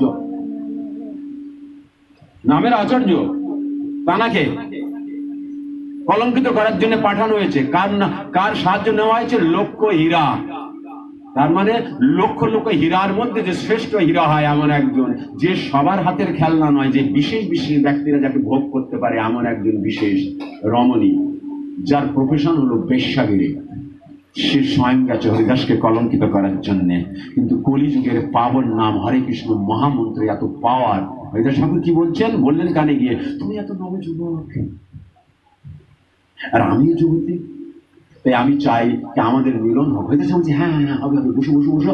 আসলে আমি ওই জপের একটা সংকল্প নিয়ে ফেলেছি, ওটা যা শেষ করেই বাস তোমার মনোকামনা পূর্ণ হবে, তুমি বসো। কে হরিদাস ঠাকুর? স্বয়ং ব্রহ্মা। ব্রহ্মার মুখ দিয়ে হরিনাম চলছে, শুদ্ধ হরিনাম, হরে কৃষ্ণ কৃষ্ণ কৃষ্ণ হরে হরে, হরে রাম রাম রাম হরে হরে। আর সামনে লক্ষ্যেরা কে? সাক্ষাৎ মায়া দেবী, মহামায়া, আদ্যাশক্তি মহামায়া সাক্ষাৎ। সেই মহামায়া কি হয়ে গেল?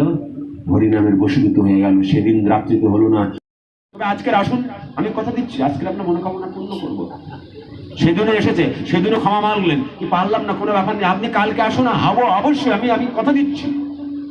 সেদিন আর ভোর হয়নি, তার আগে উঠে গিয়ে পড়েছে হরিদাসের চরণে, ঠাকুর ঠাকুর আমাকে মাফ করো ঠাকুর, আমি ষড়যন্ত্রের একটা মোহরা হয়েছি, আমি তোমাকে কলঙ্কিত করার জন্য এখানে প্রেষিত হয়েছি, আমাকে পাঠানো হয়েছে, আমাকে টাকা দেওয়া হয়েছে তোমাকে কলঙ্কিত করার জন্য। ঠাকুর তুমি তো নামের আচার্য, আমার কল্যাণ করো ঠাকুর। কি বললেন হরিদাস ঠাকুর? যাও বাড়ি যাও, ন্যাড়া হয়ে এসো, আর তোমার ওই অপরাধের দ্বারা অর্জিত যে অর্থ, সৎ ব্রাহ্মণকে দান করে একটা মাত্র কাপড় পরে চলে এসো। কেন বললেন চলে এসো? দুজনে খুব আনন্দ করে থাকবো এখানে না। হরিদাস ঠাকুর দীক্ষা দিলেন, ওই আশ্রম ওনাকে দিয়ে দিলেন, সমর্পণ করে হরিদাস ঠাকুর অন্য জায়গায় চলে গেলেন। তাই না? নামের মধ্যে এত পাওয়ার আছে, নাম এরকমই। আমাদের সবাই অনবরত বলা উচিত। বলেন সবাই হাত তুলে, হরে কৃষ্ণ কৃষ্ণ কৃষ্ণ হরে হরে, হরে রাম রাম রাম হরে হরে, হরে কৃষ্ণ কৃষ্ণ কৃষ্ণ হরে হরে, হরে রাম রাম রাম হরে হরে, হরে কৃষ্ণ কৃষ্ণ কৃষ্ণ হরে হরে, হরে রাম রাম রাম হরে হরে। অনেকে উচ্চারণ করেননি, জীব নাড়াননি, মুখ খোলেননি, তাই না? ওই জিহ্বা বা ওই মুখের লাভই কি, যে মুখ আর জিহ্বা দিয়ে হরিনামই করতে পারলাম না, বলে দিকে জীবধর্ম। ছোট্ট ভাগবত কথা শ্রবণ করে আজকের পাঠ বিরাম হবে। 15 মিনিট টাইম আছে আমাদের কাছে, 15-20 মিনিট। এক রাজা রাত্রিতে ভয়ানক স্বপ্ন দেখে। কি স্বপ্ন? কি বিচিত্র প্রকারের এক প্রাণী ওই স্বপ্নেতে আসে আর জিজ্ঞাসা করে, কি জিজ্ঞাসা করে? শোন বিক্রম শোন, বিক্রম বেটা, শোন বিক্রম শোন, তুই আমার প্রশ্নের উত্তর দিবি, তাই না? আমি তোকে প্রশ্ন করবো, তুই আমার প্রশ্নের উত্তর দিবি। শোন বেটা, তুই যদি আমার প্রশ্নের উত্তর না দিতে পারিস তাহলে তোকে আমি টুকরো টুকরো করে দেবো। এই স্বপ্নের মধ্যে ওটাই দেখে। আর প্রশ্ন কি? মনে করো বেতাল প্রশ্ন করছে রাজাটাকে, কি প্রশ্ন করছে? ভগবান এক না অনেক? ভগবান কোথায় থাকে, কি করে পাওয়া যাবে, আর ভগবান কি করে? চারটে প্রশ্ন। নম্বর ওয়ান, ভগবান এক না অনেক? নম্বর টু, ভগবান কোথায় থাকে, কি করে পাওয়া যায়? আর নাম্বার ফোর, ভগবান করে কি? রাজা রাত্রিতে ভয়ানক স্বপ্ন দেখে সকালবেলায় উঠে ঘোড়া নিয়ে বেরিয়েছে। এর আগেও একাধিকবার এই স্বপ্ন দেখেছে। রাজপুরোহিত বিভিন্ন লোকের সঙ্গে যোগাযোগ করেছে, ঝাড়ফুঁক করিয়েছে, কিন্তু ও যায় না। মাঝে মাঝে স্বপ্নই বিভৎস স্বপ্ন দেখে জেগে ওঠে। তাই ঘোড়ায় চড়ে একদিন যখন চলছে রাজপথ ধরে রাজ উদ্যানের মাঝখান দিয়ে, দেখছেন সামনে থেকে একটা যোগী আসছে, আলমাস্ট যোগী। কে? আলমাস্ট যোগী, যে সর্বদা সব সময় ভগবানের ভরসাতে চলে। ও খাবার জন্য কাউকে বলে না আমার খিদা পেয়েছে, ও ভিক্ষাও করে না। ও জানে কি আমি ভগবানেরই সন্তান, ভগবান যদি চায় তাহলে আমি অনাহারে মরব না, ভগবান ঠিক ব্যবস্থা করবে। রাখে হরি মারে কে, মারি হরে রাখে কে। রাজা ঘোড়ার পিঠে বসে দূর থেকে দেখে বুঝতে পারছে কি এই যোগীটা একটু ডিফারেন্ট। এত যোগীর কাছে গেছি, এত মন্দিরে গেছি, এত মঠের মধ্যে গেছি, সবাইকে জিজ্ঞাসা করেছি, সবাই বিভিন্ন প্রকারের উত্তর দিয়েছে, কিন্তু স্যাটিসফ্যাকশন বালা উত্তর কেউ দিতে পারেনি। রাজার মন ভরেনি।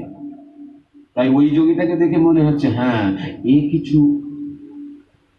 এ কিছু আলাদা, এ নিশ্চয়ই আমার প্রশ্নের উত্তর দিতে পারে। তাই ও আসছে, রাজা যাচ্ছে। যেতে যেতে যখন পাশাপাশি হয়েছে, বলছে রাজা, দণ্ডবাদ গুরুদেব। आलमस जोगी बोलছে, व्हाट इज दिस, ये कौन सा पद्धति है भाई दंडवत करने का, ये कौन सा विधि है, क्या तरीका है, মানে কি উপায় এটা? আমাকে বলছো গুরুদেব, আর তুমি ঘোড়ার পিঠে থেকে আমাকে দণ্ডবত করছো? রাজা বুঝতে পেরেছে হ্যাঁ ইনি পারবেন, ইনি পারবেন। সঙ্গে সঙ্গে লাভ মেরে ঘোড়ার থেকে নিচে পড়েছে, ষষ্ঠাঙ্গ হয়ে গেছে, বলছে ক্ষমা করবেন গুরুদেব, আমি ভুল করে ফেলেছি, দণ্ডবত মনে হলো। Yes, this is the way. তাই হলো সিস্টেম, বৈষ্ণবিজম, বৈষ্ণবত্তা, বৈষ্ণব এটিকেটস। জানি বলছে গুরুদেব, চারটে প্রশ্ন আমাকে কুড়ে করে খাচ্ছে, আমি ঘুমাতে পারি না, রাত্রিতে জেগে যায়, বিভ্রান্ত হয়ে যায়, মস্তিষ্ক কাজ করে না।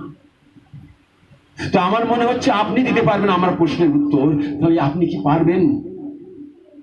আলমাস যোগী বলছে, রাস্তায় দাঁড়িয়ে দাঁড়িয়ে ভাগবত কথা, হোয়াট ইজ দিস?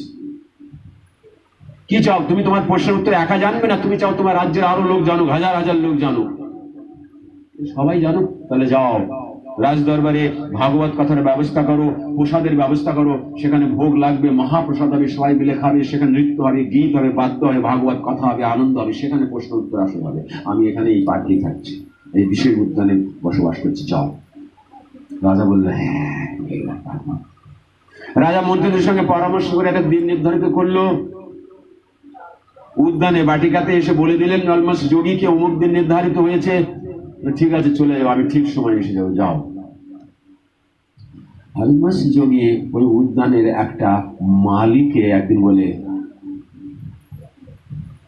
বলুন মহারাজ। দেখো মালিক, তোমাকে গুরুদেব শাস্তি দেবে। বলছে রাম রাম মালিক, বলেন কি? আমার সারা জীবন ধরে কাজ হলো ওই গাছ কাটা আর গাছ লাগানো, পাতা সেটিং করা, উদ্যান সাজানো, আমি এইসব পারি, ওইসব ভাগবত কথা ভগবান কেউ আমার দ্বারা হবে না। আরে বাবা, তোমাকে সাজতে হবে, সাজতে হবে, গুরু সাজতে হবে, গুরু হতে হবে না। গুরু হওয়ার সাজাটা আলাদা, তাই না? গুরু হওয়া আলাদা, সাজা আলাদা। আমি কি সেজেছি? গুরু সেজেছি। কোথায়? স্টেজে। অনেক সময় হয় না পল্টুদা খাওয়া হয় না ভালো করে, কিন্তু যাত্রা রোললেসে রাজা। তো পল্টু থেকে রাজা হয়ে গেছে, রাজা সেজেছে। তো সে বলছে হ্যাঁ, মালিক বলছে হ্যাঁ আমি বুঝতে পেরেছি, সাজতে হবে, হতে হবে না। হ্যাঁ তা পারবো, আমি পারবো। ঠিক আছে শোনো, তোমার অনেক সম্মান করবে, তোমার পুজো করবে, অর্চন করবে, রাজা রানীরা সব পায়ে প্রণাম করবে, ভয় করবে না, আমি সঙ্গে থাকবো। তো আমার করতে হবে কি? তোমার কিছু করতে হবে না, রাজা প্রশ্ন জিজ্ঞাসা করবে, ওই প্রশ্ন করলে তুমি বললো ও এই প্রশ্ন, উত্তর তো আমার উনিতে দেবে, ব্যাস। তারপর আমি দেখে নেবো। ঠিক আছে, হবে, আপনার আজ্ঞা, সেটা ভাবছি ভালো। নির্ধারিত দিন আসলো, রাজ দরবারে ভাগবত কথা, লোকে খচাখচ ভর্তি, অন্যদিকে রান্না হচ্ছে, রান্নার সুগন্ধ ভাসছে, সব হইচই হচ্ছে, এমন সময় ভাগবত কীর্তন গুণকথা চালু শুরু হয়ে গেছে। অনেক সময় ধরে ভাগবত কথা হলো, তারপরে ভাগবত কথার সমাপন, এবার প্রশ্ন উত্তরের পালা। রাজামশাই প্রশ্ন করুন।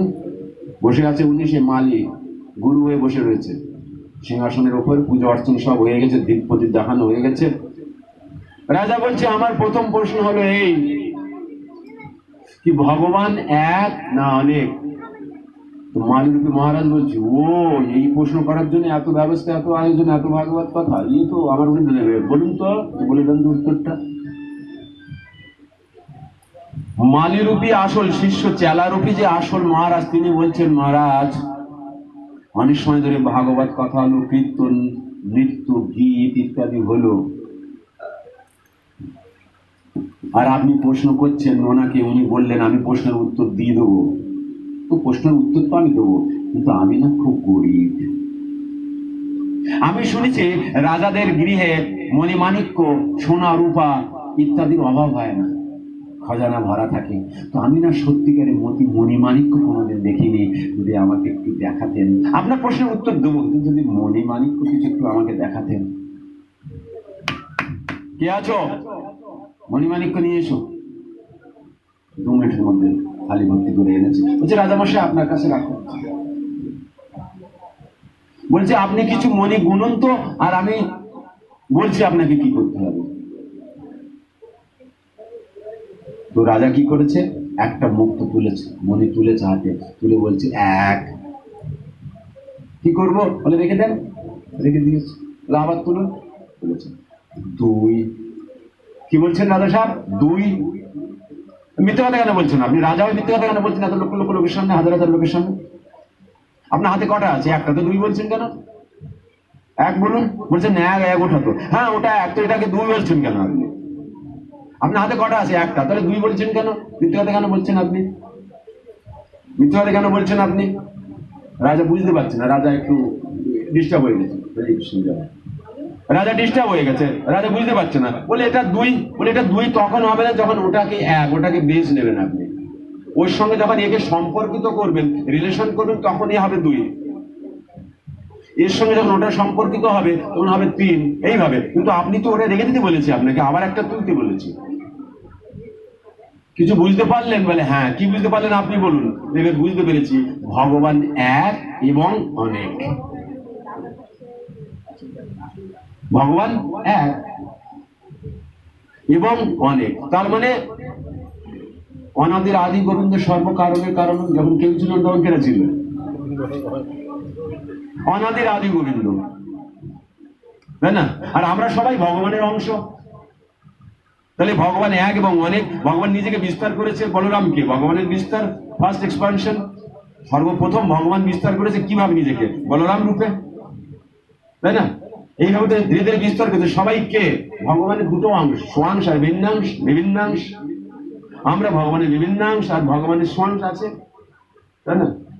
নরসিংহ, বিষ্ণু ইত্যাদি ইত্যাদি ভগবানের স্বাংশ। বলে বাহ, এতদিন তো এইভাবে আমাকে কেউ বোঝাতে পারেনি। সুন্দর, খুব সুন্দর, সাধু সাধু সাধু। তাহলে আমার দ্বিতীয় প্রশ্ন কি? আপনার দ্বিতীয় প্রশ্ন? আমার দ্বিতীয় প্রশ্ন হলো কি, ভগবান কোথায় থাকে আর কি করে পাওয়া যাবে? মালি বলছে, মালির গুরু বলছে, ও ইয়েও সহজ করে তো উনি দিয়ে দেবেন, বলুন তো। উনি বলছে, রাজামশাই ও তো সব ঠিক আছে, আপনার রাজ দরবার সবকিছু ঠিক আছে, ঠিক আছে। বলছিলাম কিছু খাদ্যবস্তু আনুন, পানীয় টাইনে কিছু আনুন, কম করে দুধ আনুন 1 পেয়ালা অন্তত, তখন থেকে খিদে লেগে গেছে। কে আছো? 1 পেয়ালা দুধ নিয়ে এসো, হালকা গরম। দুধ নিয়ে দিয়েছে। ওর মধ্যে কি জন্য খুঁজে বেড়াচ্ছে। 2 minute, 5 minute, 10 minute, 15 minute, 20 minute, সব লোক তাকিয়ে রয়েছে। কি খুঁজছে? দুধ খাওয়ার জন্য চেয়ে ওর মধ্যে হাত দিয়ে খুঁজছেটা কি? রাজা বলছে গুরুদেব আপনার কি হয়েছে কি? গুরুদেব নয়, ওনাকে বলছে কি হয়েছে কি আপনার, আপনি খুঁজছেন কি, ওর মধ্যে কি খুঁজছেন? বলছে আমি শুনেছি দুধের মধ্যে নাকি ঘি হয়। বলে হ্যাঁ ঠিক শুনেছেন, তো ওই ঘি খুঁজছি। মরেছে, দুধের মধ্যে ওইভাবে ঘি পাওয়া যায় না। আপনি কিরকম, আমি তো আপনার মতো ব্যক্তি প্রথমে কোনোদিন দেখিনি ওইভাবে দুধের মধ্যে ঘি খুঁজলে পাওয়া যায় নাকি। তো বলছে আপনার প্রশ্নটা কি ছিল জানো? হ্যাঁ ভগবান কোথায় থাকে, ভগবানকে কি করে পাওয়া যায়?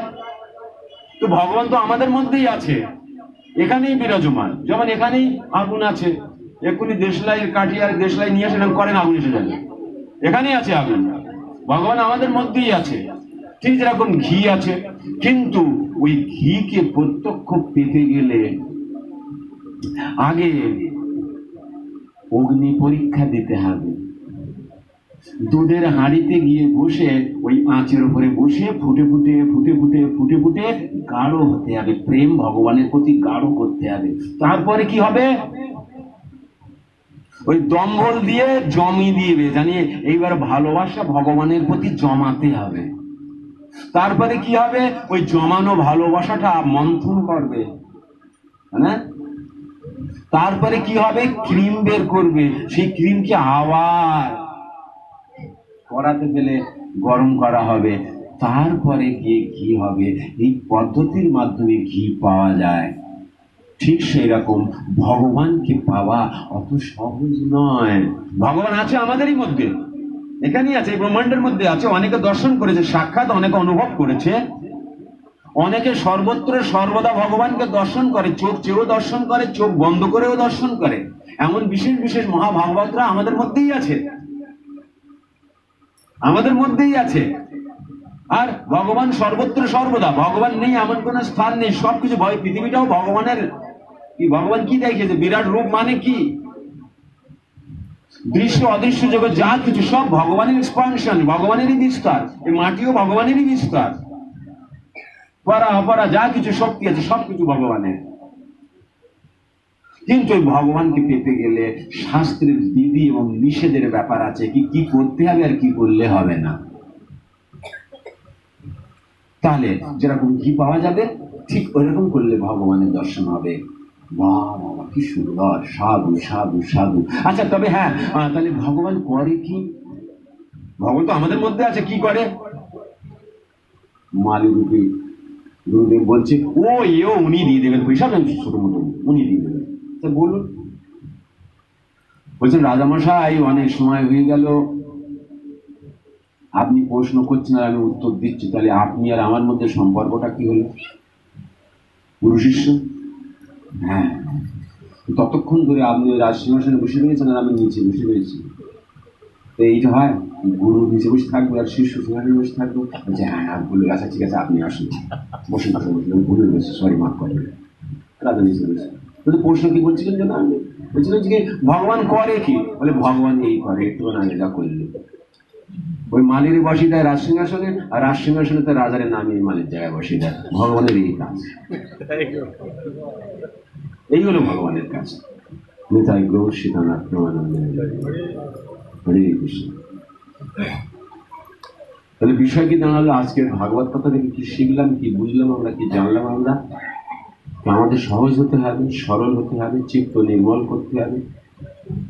সেগুলো যদি আমরা করতে চাই তাহলে আমরা নববিধা ভক্তি আশ্রয় গ্রহণ করতে হবে, শাস্ত্র বিধি অনুসারে সৎ ধর্মের আশ্রয় গ্রহণ করতে হবে। সৎ ধর্মের আশ্রয় গ্রহণ করলে সদ্গুরু পাওয়া যাবে, আর উনি ওই সদ্গুরু সৎভাবে যাওয়ার জন্য আমাদেরকে সদ উপদেশ দিয়ে সদ রাস্তা দেখাতে পারবে।